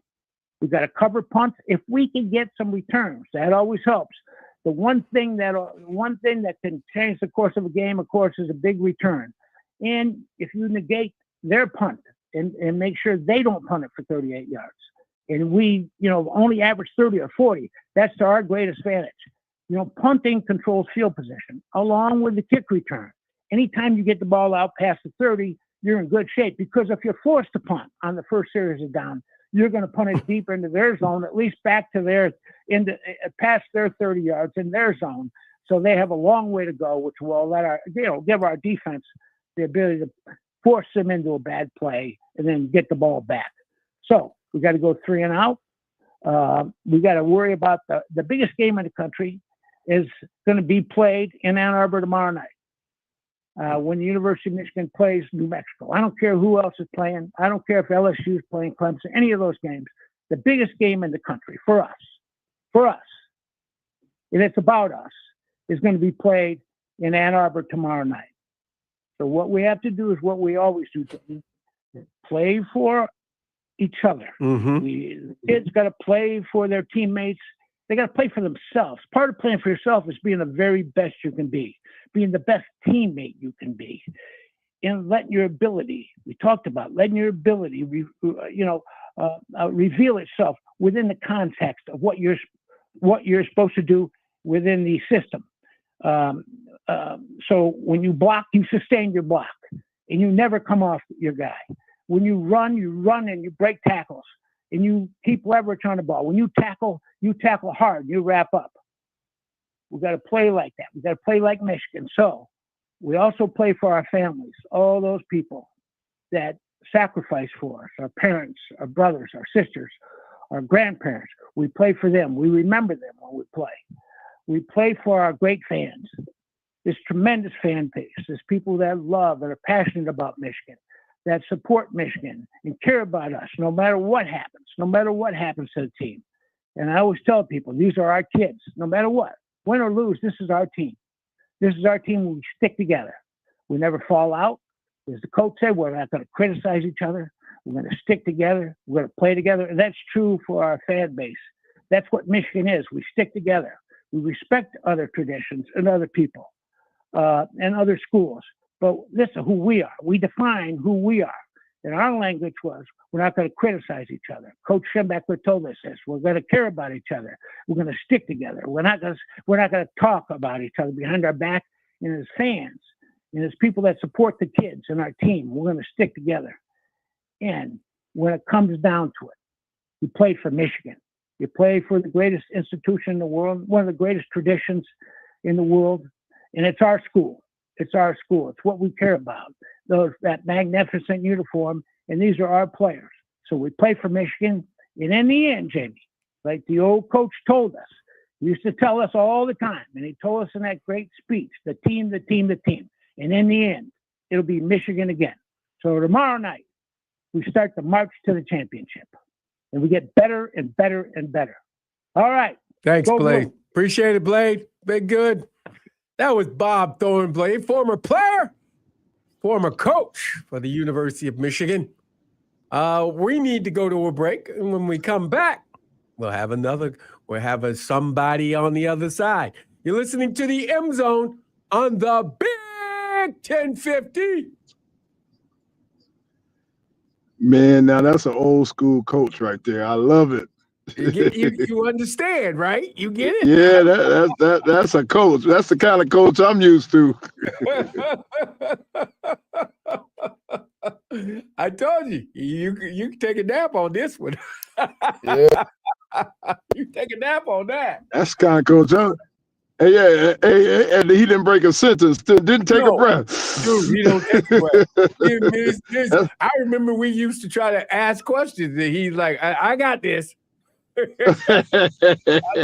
we had it to a point where, like, when he was on, and occasionally, and this is a rare occasion, just him going, you know what I'm talking about, Jamie? I have this button ready to go. But, Right. Exactly. So how long was he? Was he there when I was being recruited? Yeah, he was there. He was a GA. Oh, okay. All right. He knows. I mean, he goes back as far as he helped get Carter there, Anthony Carter there. Oh, okay. All right. I remember the name. Yeah, Blade was the man. Blade was the man. Hey, dude, he came to my house. My mom said, I don't trust him. He talked too fast. I said, Blade, you got to talk to my mom, but don't be talking to her fast. Now, he comes in the house. Hello, Mrs. Morris. Dude, you're going to get me in. We ain't going to get it. I'm not going to go to Michigan because you doing it, Blade. You get me in trouble. you know, moms tell you like it is. And she did. Mm-hmm. He's weird. You don't need to go out there with no weird people out there. He looked like he'd been doing them tweeds. I said, what? Weed.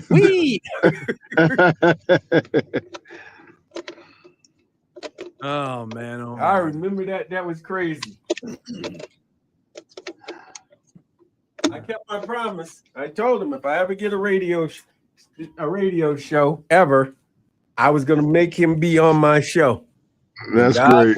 I got a show, and I called him and said, dude. He goes, it's on. I said, that's great. I just lost my O-line coach from college last year. He passed away. Went out to LA, man. Every time I went to LA, I would take him out to lunch or dinner.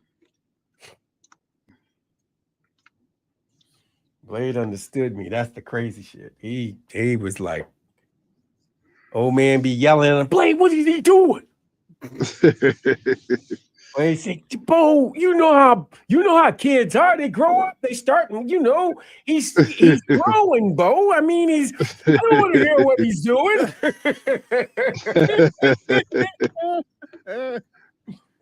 Oh, man. I remember Blade grabbed me talking about, you know what? You need to find you a girl. I'm like, what? See, that's them old school coaches, man. I'm telling you, man. I love it. Yeah. Crazy, man. Hey, Miz. Yeah. Timberwolves new ownership hires Florida Panthers president and as CEO.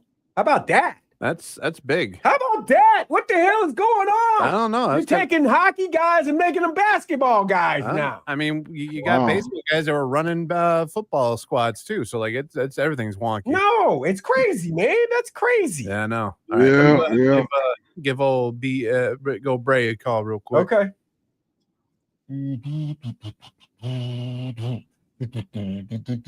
Now, Braylon played with Chad Henne. His quarterback got hurt, and Chad started. So he'll know about how to play with a freshman quarterback. Great, yeah. I know Braylon through Stan. Hold on, I got it, Miz. I'm on top.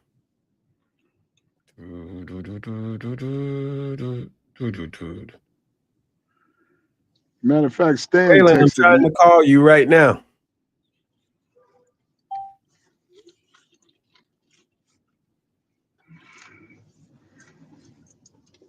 You ever have Stan on? Yeah, we have Stan on. That's my boy. Stan texted me a couple of weeks ago.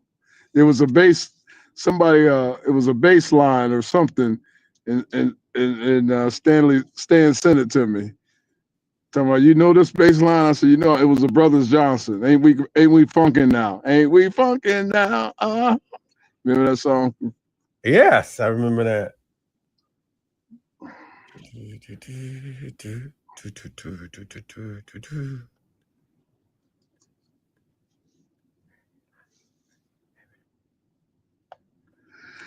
Maybe not.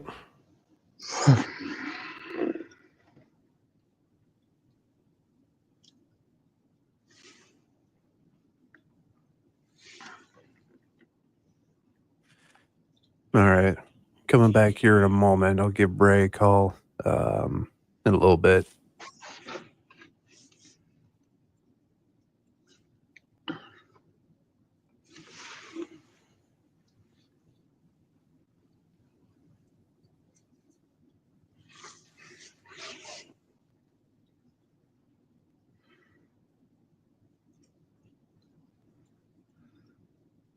This is the M Zone. And welcome back to the M Zone, Jamie Morris. Matt the Hitman Missler, best guy in the Bizzler. Yeah. And you got the center of attention, the guy that makes the hole wider. Larry Lee. We call him Big Sweet. He getting through there. Do you tippy-toe through, or do you go through like a bull? No, like a bull, man. I like a bull I'm trying to knock him out to where the back of his head hits first. Okay. Wait a minute. Did you I know you were fleet of foot, so they pulled you a lot, didn't you? When you were a guard, they pulled you all the time. Because you get up all in the time. I watch film on you. I was that Swiss knife, man. You know, I played guard, and we pulled a lot. But then when I went to Denver, I started games at center. I also started at H-back. I started at fullback a couple of games because Dan Reeves liked using me all over the place.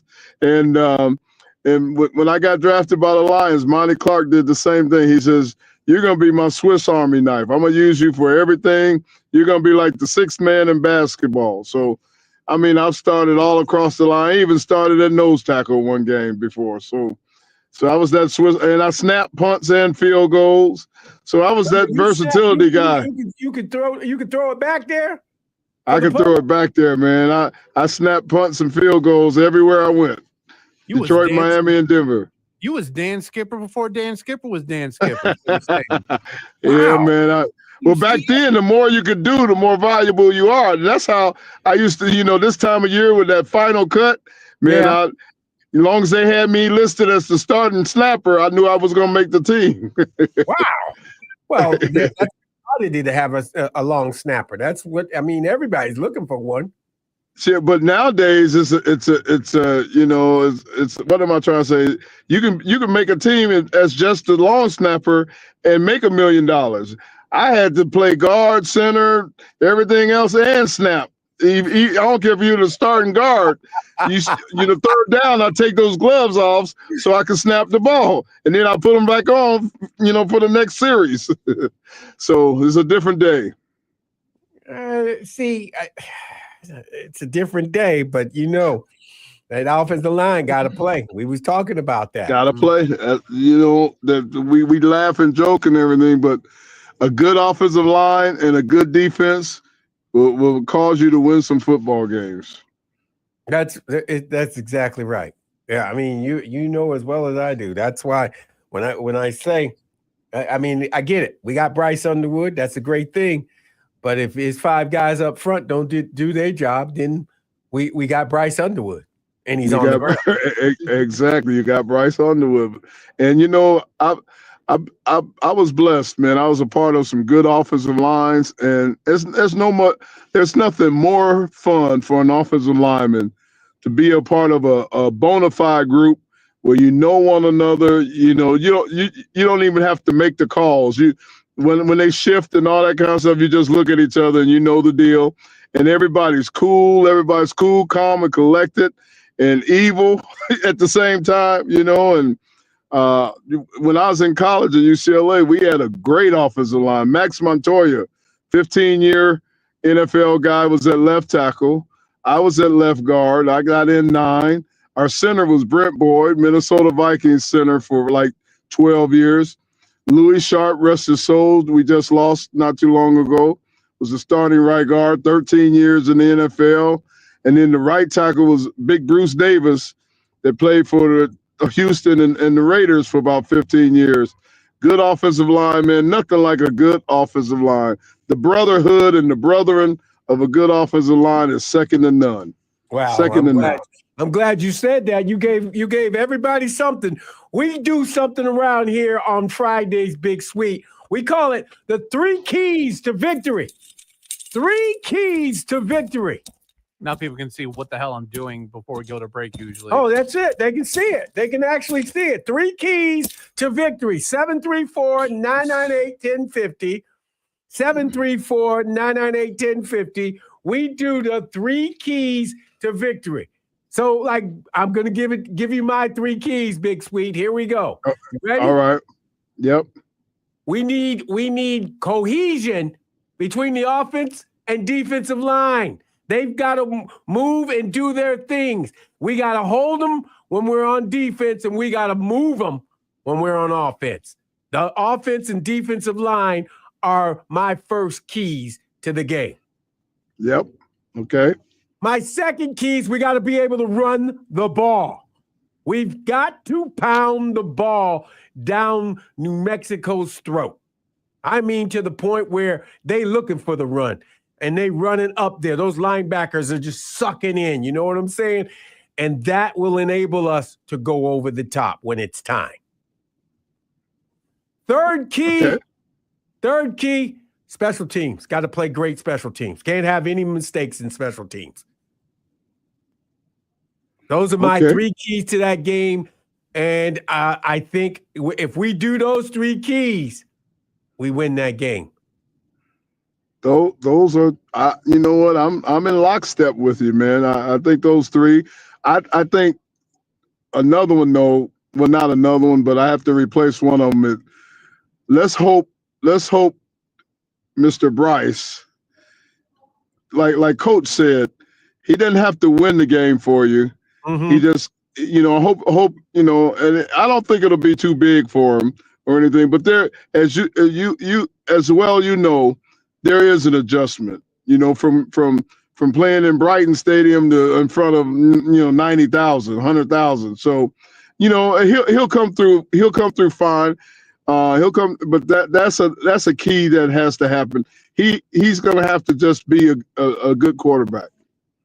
Good quarterback. Not a win it. He don't have to win the game for him tomorrow, but his play is going to be a key factor for me.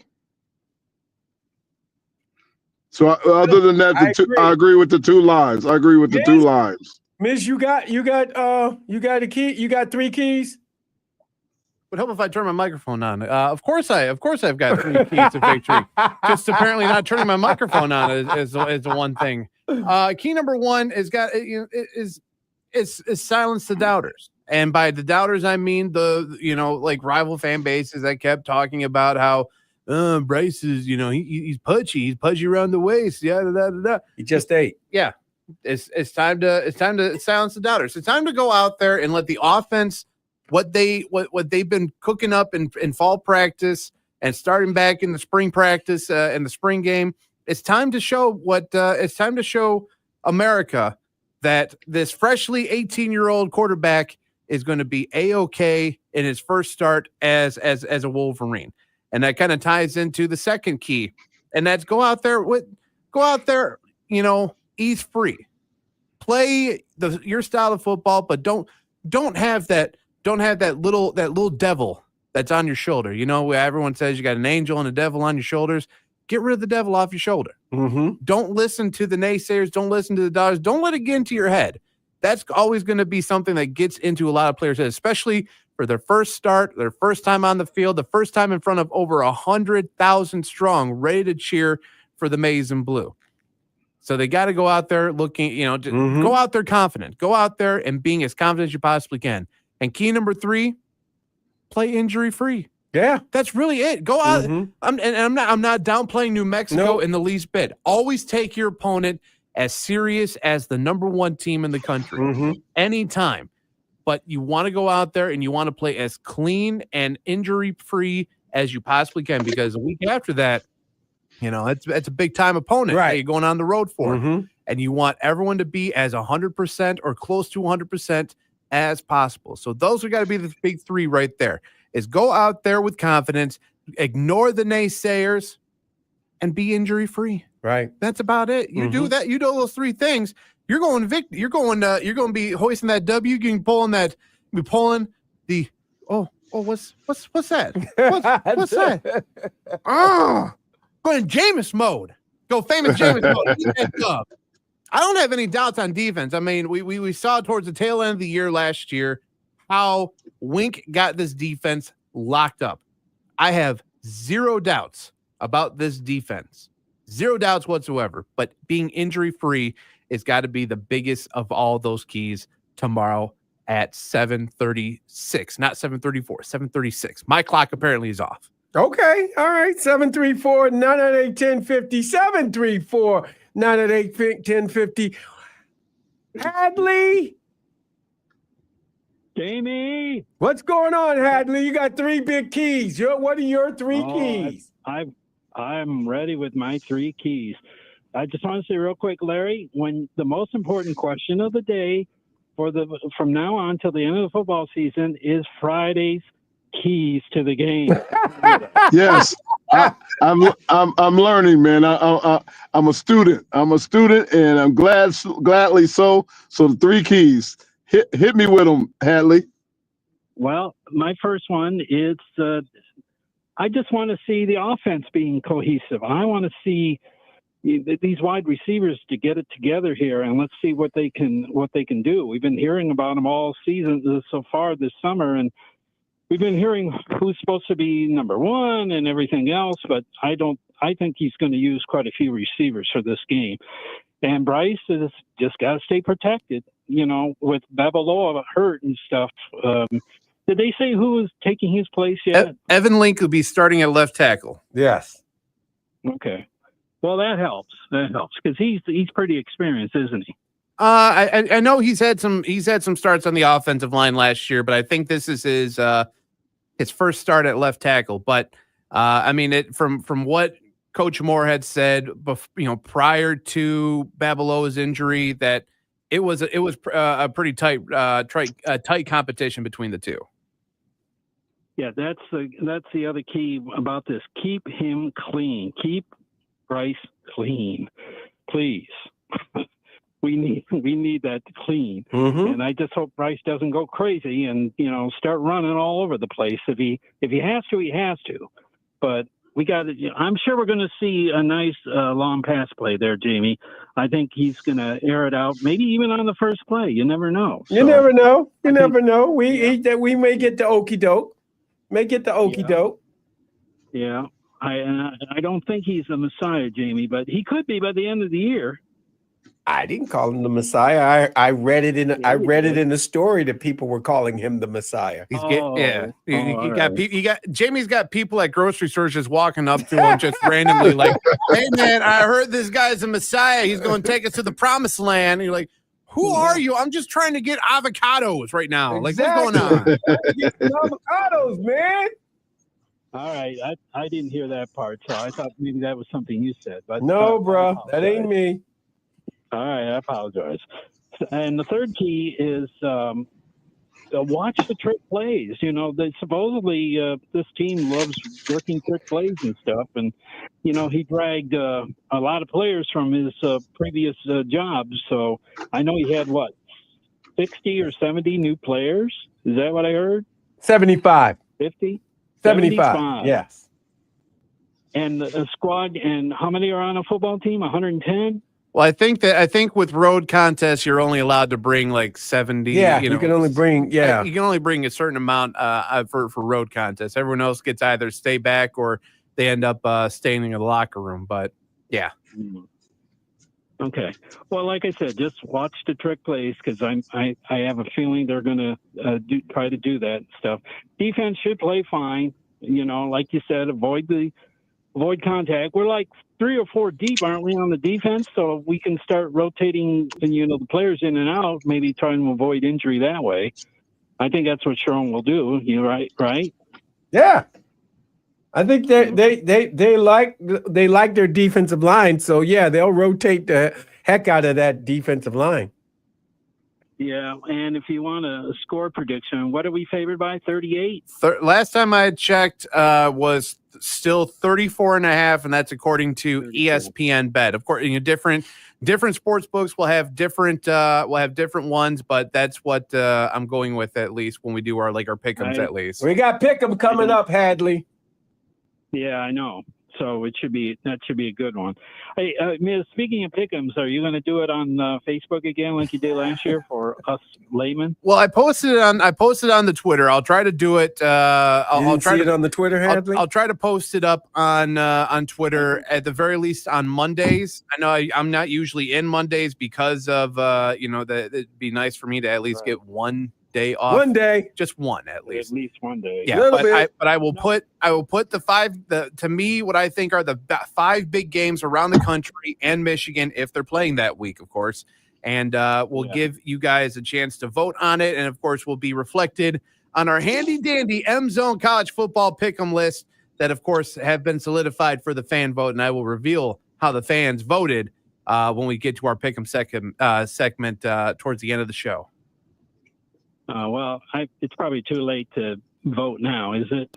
Well, yeah, because I usually get it to go all the way until 5 o'clock on Friday. So Okay. 5 o'clock, you got it. So I'll post it Monday, and you have until 5 o'clock on Friday. It's tough to kind of juggle multiple social media platforms, Hadley. That's the one thing that's kind of tough to figure out. If you can do it, I'm not saying you have to. I just have one little suggestion. Can you put in the win-loss record for the teams? Oh, for as far as what they are going into the games? Yeah. Yeah, sure. I can. In fact, I can tell you right now that every single one of the games featured for this week, everyone is 0-0. Right. I figured that out, Miz. Okay. Thank you very much. Well, I wasn't sure because Kansas State, they got a match. They've got a matchup, I think, tomorrow as well. You never know. Well, I know, but I know I'm breaking down the third wall again, but I just, it just helps. It just helps out. That's the way I look at it. I got you, Hadley. I will do that. All right, thank you, Larry Lee. I don't know how late you're playing tonight, but are you staying up for your game? Oh, we lost connection with him. But did we lose the connection already? I think he'll dial back up here in a second. But I My know that phone battery is almost dead, and I don't have a charger. Jamie. Oh no. I'm pretty sure I'm pretty sure after his event because he's jamming tomorrow out here in Ann Arbor, so I'm pretty sure he'll probably be trying to stay up to watch his Bruins take on the Utes. Yeah, well, that should be a very interesting game, I must say. So, and Jamie, just real quick, is this like the first? You said you're not going to the game tomorrow, right? Or are you? I lied. He lied. He's going. I'm going. Oh, he got conned into is what happened. He lied. Okay. Well, I was going to point out to you. What were you going to point out to me, Hadley? Point it out. I was going to point it out to you that you haven't missed a home opener in I don't know how long. It's been a minute, Hadley. You're right, and I was told that by the better half of me. And then, as she was closing the door to go to her mother and father's, I went, "I'm going to the game."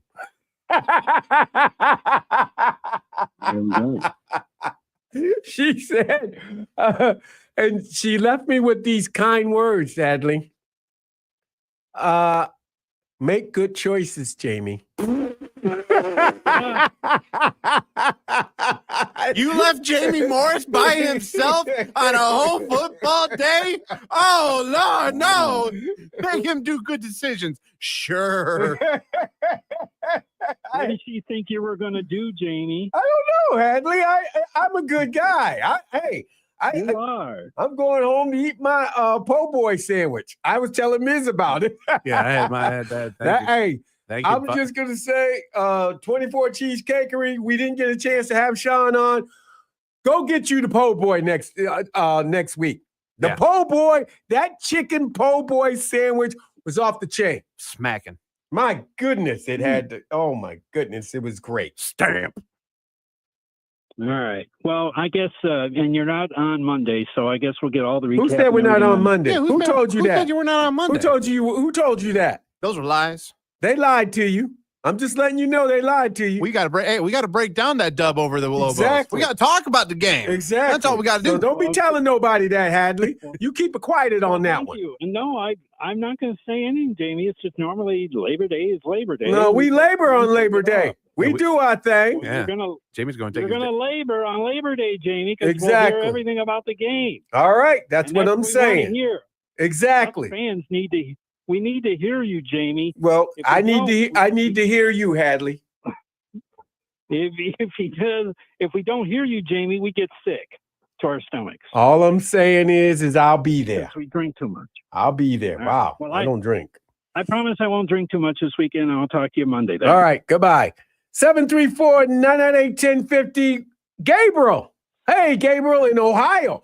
Dude, what you doing in Ohio? It's game week, guys. I'm It is ready. game week. How you doing? Good. I'm stoked. I'll be there tomorrow. Nice. So, yeah. So 3 keys to the game: wake up, get on the bus, and show up on the field. I'm just playing. No, that was pretty good. I like that.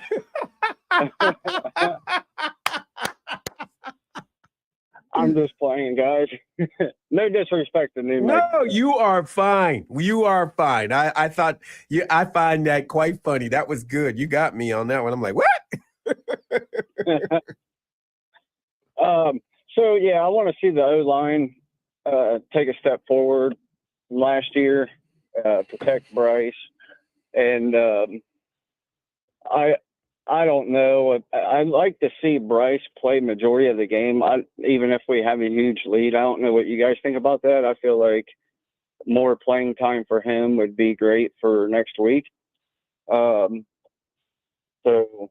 that, and I'm looking forward to a shutout for our defense. So for our defense to make a stand on the line and hold them guys to 0.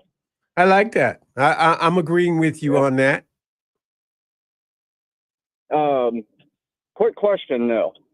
Right. Do you guys know if Bryce Underwood's jerseys are being sold yet? At the Yeah, end they then? just 'Cause announced mainly something why on I'm Twitter. They said it's available now. His Bryce Underwood jerseys are available now. Sweet. Bryce Underwood's That's the whole reason why it I'm says coming. Bryce Underwood's official licensed jerseys now available. A percentage of the sales will go towards the youth program in Detroit. Awesome. Right on. Well, I'm looking forward to that. I got JJ's. 2 years ago, we came to our first game. It was Bowling Green, actually, night game. I do remember And that then, Bowling Green game. That was an interest. Let's say it was an interesting game, Gabe. That was an interesting one. Yes, it was. For my first game, it was. And then we went last year to Oregon, which was still a fun time. It was great. And, yeah, so this will be our 3rd time coming. And I'm excited. I can't wait. Ready for the season to kick off and get this year going. And I love the critics. I just got to say, I love when people say the things they say. Like, I don't know if you've heard, but Michigan has been nowhere near the playoffs as far as any of the quotes professionals. Mm-hmm. They think we have 0 shot at making the playoffs. And I just love the critics every time they talk down or don't think that we could get better. All these other teams got brand new quarterbacks. They've got changes, but yet they can get better and we can't. I don't get it, but I love it though, because I feel like we play better and it's nice to shut them up. So, but other than that, that's all I got. And I just want to say go blue and looking forward to tailgating tomorrow. It'd be my first time actually tailgating. Well, we look forward to that. Thank you very much. Yep. You guys have a good one. Appreciate it. Have a good one. Drive safe. Yeah, that's a big thing, especially if you're coming from Ohio. Drive safely through the Ohio, then you come up here and go buck wild. Go buck wild. Exactly. Because you know you in the promised land at that point. We need to go to a break. When we come back, Philly, I know you tried calling. I'm sorry. I got distracted by the phones. I'm sorry. Call back. Oh, Philly, call back. Everybody else call back. Get there when you can, because we got to go to what you call it? We got pick'ems. We got pick'ems. Yeah. So we got to do that. That's gonna do it. We're gonna be over there on the other side. You're listening to the M Zone on the Big 1050.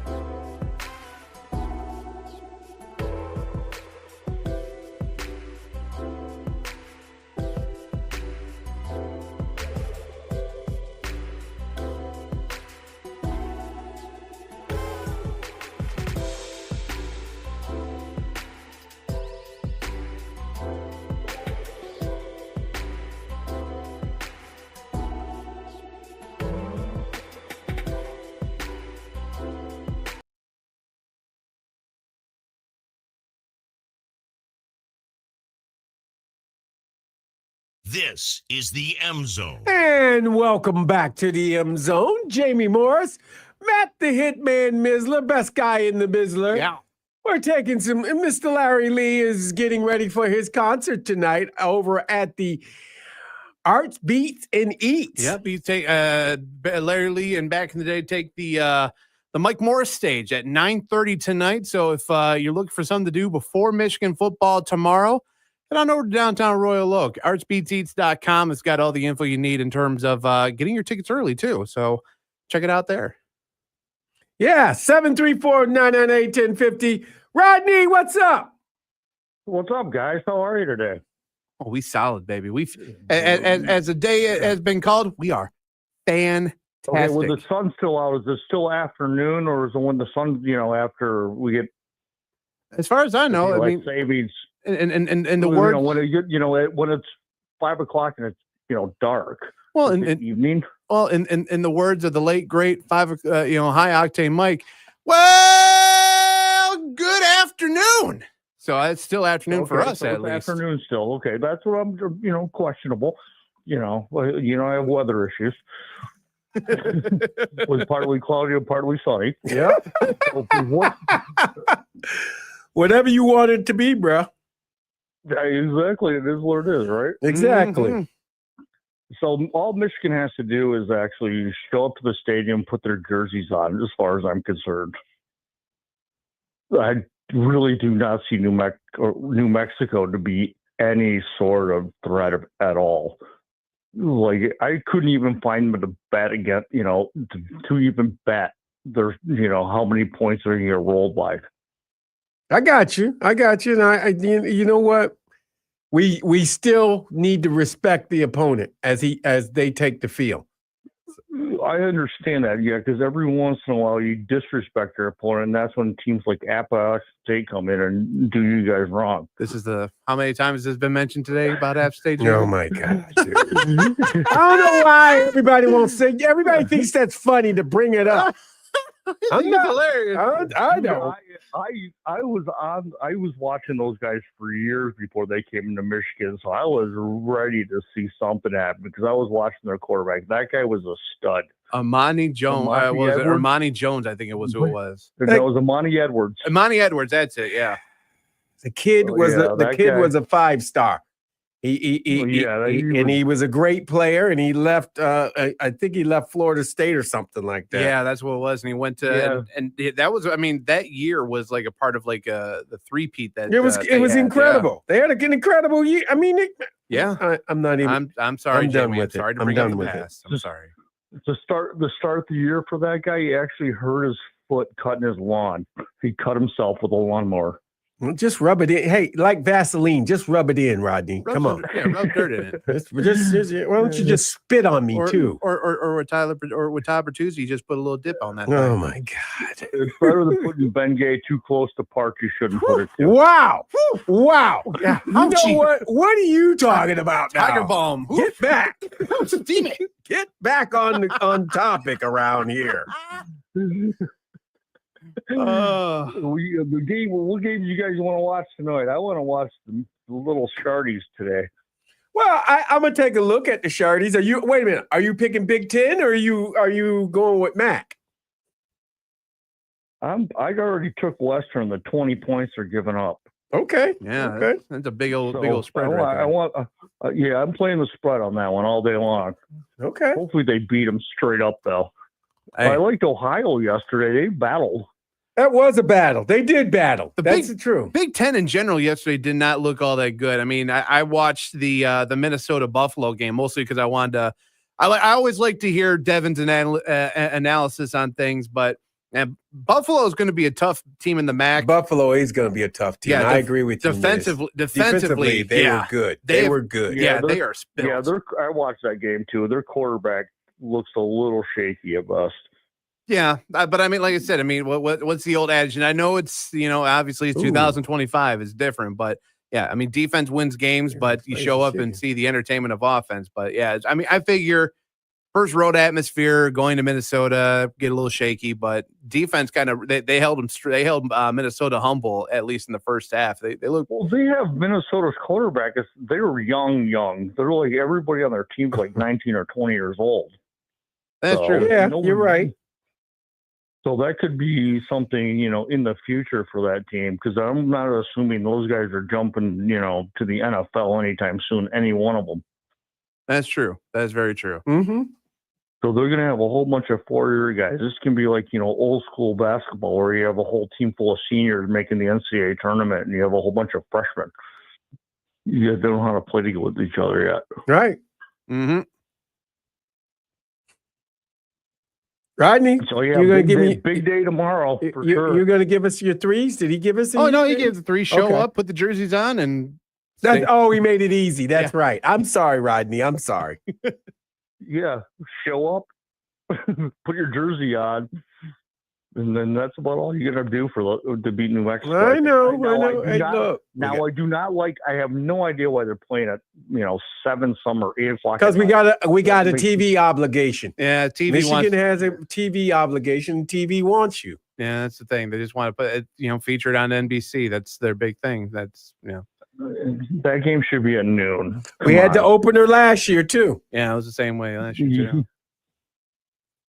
So I mean, at least put an 8 o'clock game on it where it's actually going to be like, I don't know, competitive, for lack of a better way of saying it. Wow. Just take what they give you, Rodney. Take what they give you, brother. But you know what game I'm not going to be. You know what game I'm going to be watching. I already have the TV system set up. Got the double box. Going to be watching the Tiger game. Yeah, I'm watching that one, and I got my TV in my office set up where I can stand and watch my big TV and look at the office TV and stand in my foyer and catch them both all at the same time. You could download your, I don't know what your cable company is, but you can watch it on your computer too. So. Yeah, I think the new ESPN app thing, they got it set up where you can go back to Quad Box again. Right. Yeah. So, I mean, it's all fashion for you, Rodney. Mm-hmm. Exactly. Gotta go. 734-998-1050. What's up, Brady? Hey, fellas. How we doing, brother? We're here. All right. Just want to let you know I'm still kicking down here in Southern We Ohio. appreciate that. Die Hard Wolverine. Can't wait till tomorrow at 7:30. Brady, what's on the menu? All right. Wolverines. Yes, sir. Wolverines. And, yeah, man, just excited about this year. We got that same tough defense, and we got a quarterback this year. Like it's been saying, just maintain, Right. You don't have to throw 400 yards, just maintain. I'm looking to see that pass action and him keep it and go 42 yards for the first TD tomorrow anyhow. If that happened, I'm gonna go through I'm gonna go down on the field. I'm gonna fall out the stadium. Yeah, we'll be hearing Jansen and Karsh going, oh God, no, 23's on the field now. Got another 23 on the field. What are we doing now? Another 23. We're gonna have another 23 on the football field. My goodness. There you go. Give it to him. Yes, sir. Another Ohio boy that loves Michigan. Exactly. He gonna come out if today's 23 gonna have problems.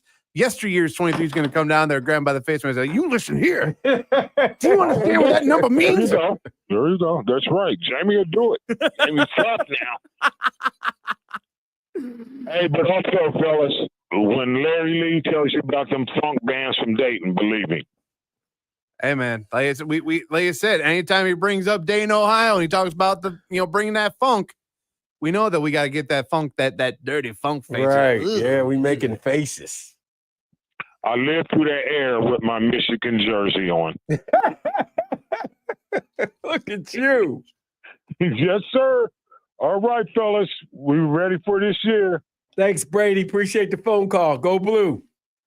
Hey, before we take our last call, I did get a tweet come from our guy, Theist313. His 3 keys, Don't play with your food. Don't play with your food. Don't play with your food. Say it one more time. Don't play with your food. That's your 4th key right there. I see you, Theus, down in Louisiana. 734-998-1050. Hey, Billy E, what's up, man? What's your 3 keys? Hey, the 3 keys. Well, I don't know if I have keys. Listen, when I heard the other day that if they have 75 new players, I'm like, okay, this is going to look a lot like Hawaii from 2 years ago. So I'm not expecting this to be, unless we just go out there and completely lay an egg and keep them in the game and allow them to believe that they can play with us. Other than that, we just got to go out and put the hammer out right away. But I'm really looking for one. How well do we handle a loaded box tomorrow? Are we going to be able to block it? If they really are going to commit an 8th and even a 9th guy, is number 19 going to be able to pull that thing out of somebody's belly and zip it to someone, to a tight end in the seam, or get it out to somebody to make a play? So, in other words, are we going to make them pay the price for committing 8, 9 guys to the run? That's what I want to see. Can we block it? And are we really going to take advantage of that through the air when we have those chance to take those shots? 2, I want to see these receivers make plays, right? I want to see them I want to see somebody with a catch radius tomorrow. Yeah. Right? And that doesn't mean the guy's wide open. That means someone's covering him. He's still coming down with the football, right? We did see Fred Moore do it in the bowl game against Alabama. We did see that. So I just want to see more of it, right? Because it was few and far between last year. And I guess the 3rd, can we just get pressure with 4 guys tomorrow? I want to see what we can do. Can we get to the quarterback with just 4 guys? Because, we can out-talent this team. And I would think for one of those reasons, or at least for that reason, we should be able to get to the quarterback with just 4 and just cover with 7. Anyway, and that's it. That's, I got a prediction. I say it's like 38-3 tomorrow. Maybe we give up a field goal. But outside of that, I think it's going to be easy peasy tomorrow. So, unless we don't play, and there are no parallels to App State. You guys just hit on that. And I wanted to say that when she brought it up in the beginning of the show. There are no parallels here. That team was a juggernaut at Division I, AA level, or whatever the hell they call it now. Yeah. This is a team like Hawaii where it's major turnover and a bunch of new guys. It's apples and oranges, quite frankly. Not to mention, too, in those days, read option was fairly new. We didn't know how to defend it.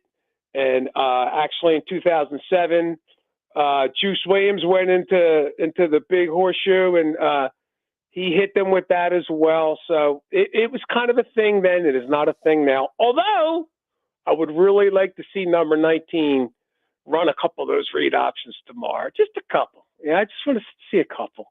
And in terms of the Texas Ohio State game, there's a lot of parallels. I disagree with Swede. They are not the champ. You don't have this kind of turnover and have all these guys gone, and all of a sudden you can't be the champ. You're just not. There's a lot of parallels to what Ohio State is going to go through this year than we went through last year. I really believe that. They got the 2 best players in the country, one on each side of the ball returning.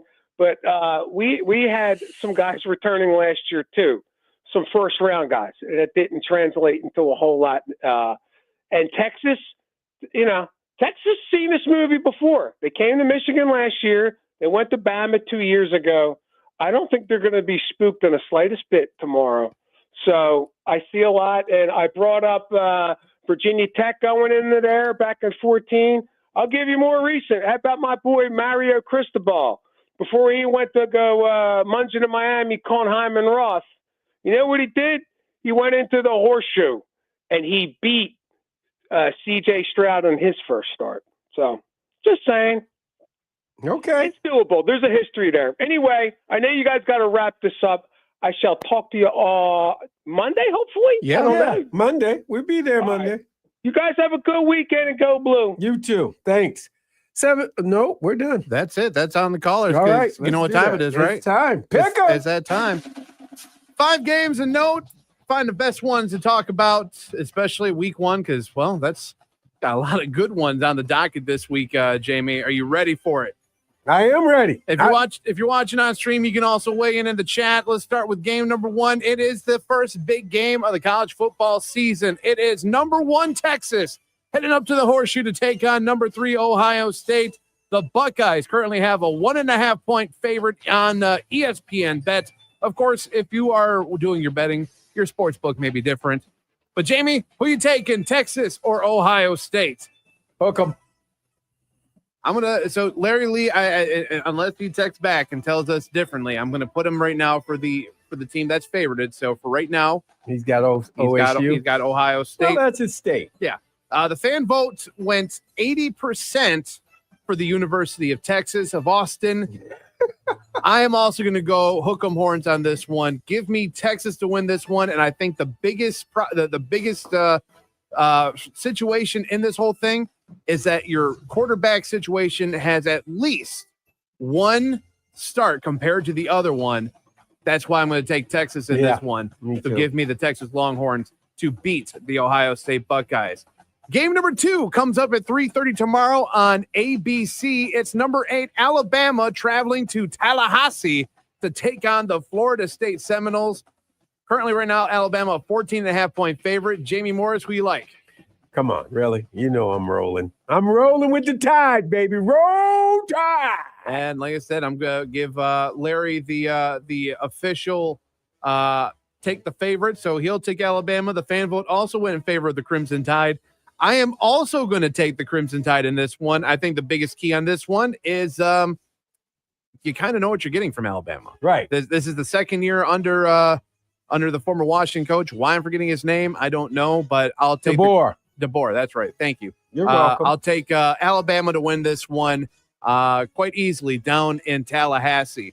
Big game of the night that's not named Michigan versus New Mexico is a battle of Death Valley. Number 9 LSU traveling to Clemson, South Carolina to take on the number 4 ranked Clemson Tigers, and they are favored by 4.5. This game will be on who's believe favored? ABC. Clemson? Clemson is favored by 4.5 in this one. Jamie, who you like? I was gonna take LSU, but now, oh my God, Dabo, you better not screw me. I'm taking Dabo. Begrudgingly, I'm taking Dabo, as you can understand. Well, I'm going to give Larry Clemson as well. The fan vote went in favor of Clemson as well. I'm going upset on this one. I don't know why. I do not know why. I think maybe a little bit has to do with the experience of LSU's quarterback, Nethmeyer. Yeah, you like their quarterback. I think he's got a little more experience. We'll see if it still pans out on the road. Clemson, a hostile environment to take care of things. Give me LSU, though, to pull off the upset, and they claim Death Valley for at least 1 year. How about the game that kicks off our Sunday docket of football games? Virginia Tech traveling down to Columbia, South Carolina to take on the 13th ranked Gamecocks. You know how of South screwy Carolina. this is? It's Beamer's son playing against Virginia Tech. Yeah, that's crazy. That's the weirdest thing. I'm taking mentioned. South Carolina, though. I'm taking USC in this one. Okay. Like I said, South Carolina is a 7.5-point favorite in this one. I will give Larry Lee South Carolina. The fan vote wins South Carolina's way as well. I'm also going to take South Carolina in this one. I don't know how they are like that favorite, I guess. Right. But I'm going to go ahead and take South Carolina to pull off the victory at home. That brings up the return of the Catholics versus the Convicts. Number 6 Notre Dame travels down to Miami to take on the 10th ranked Miami Hurricane. That is I believe an 8 o'clock kickoff down in South Florida. As I scroll through, 7:30 on ABC. And the Fighting Irish have a 2.5-point favorite in this one. Jamie Morris, who you like? I'm going with the upset, Miz, on this one. Ooh, let's go, baby. I'm taking the upset. This is my upset special, and I'm taking the Miami. I'm taking the Canes.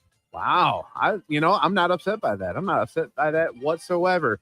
Obviously, I'm going to give Larry Lee Notre Dame because he is not here, and you got to go with what you can get at the very least. The fan vote went in favor of Miami. Needless to say, I'm pretty sure a lot of people just They do not like Notre Dame. No, they hate Notre Dame. I don't blame them whatsoever. So I am actually going to go with Notre Dame on this one. The fan vote went Miami's way. So that's how we're going to go with this one. I'm taking Notre Dame. Everyone else is Miami. Big Sweet's also Notre Dame. So that takes us now. Change music to the game that matters the most. Michigan, number 14 in the country, hosting the New Mexico Lobos. 7:30 tomorrow night from the Big House on NBC. And, of course, right here on the Big 1050 WTKA. Jamie Morris, we know who you're picking, but give me your score prediction. 35-3. 35-3. Wow. Okay. I gave Big Sweet Michigan, of course. It was a unanimous vote on the fan vote, of course, for Michigan over New Mexico. I have respect for the Lobos. But then again, it's the Lobos and in a conference for them in the Mountain West. Give me Michigan to pull this one off. I like a 45-7 victory over the New Mexico Lobos. We get to see not only the success of Bryce Underwood, but we get to see what Jaden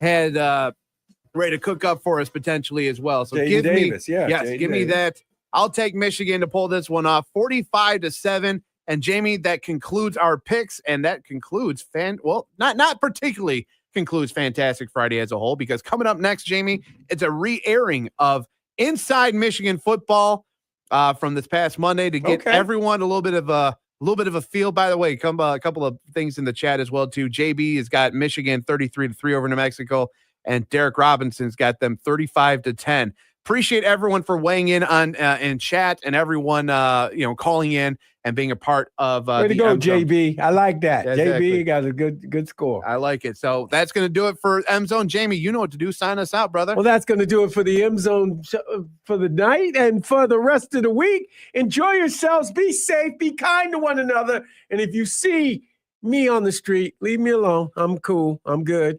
You shouldn't see me on the street tonight. I gotta do daddy duty. That's right. Daddy chill. Exactly. You're listening to the M Zone on the Big 1050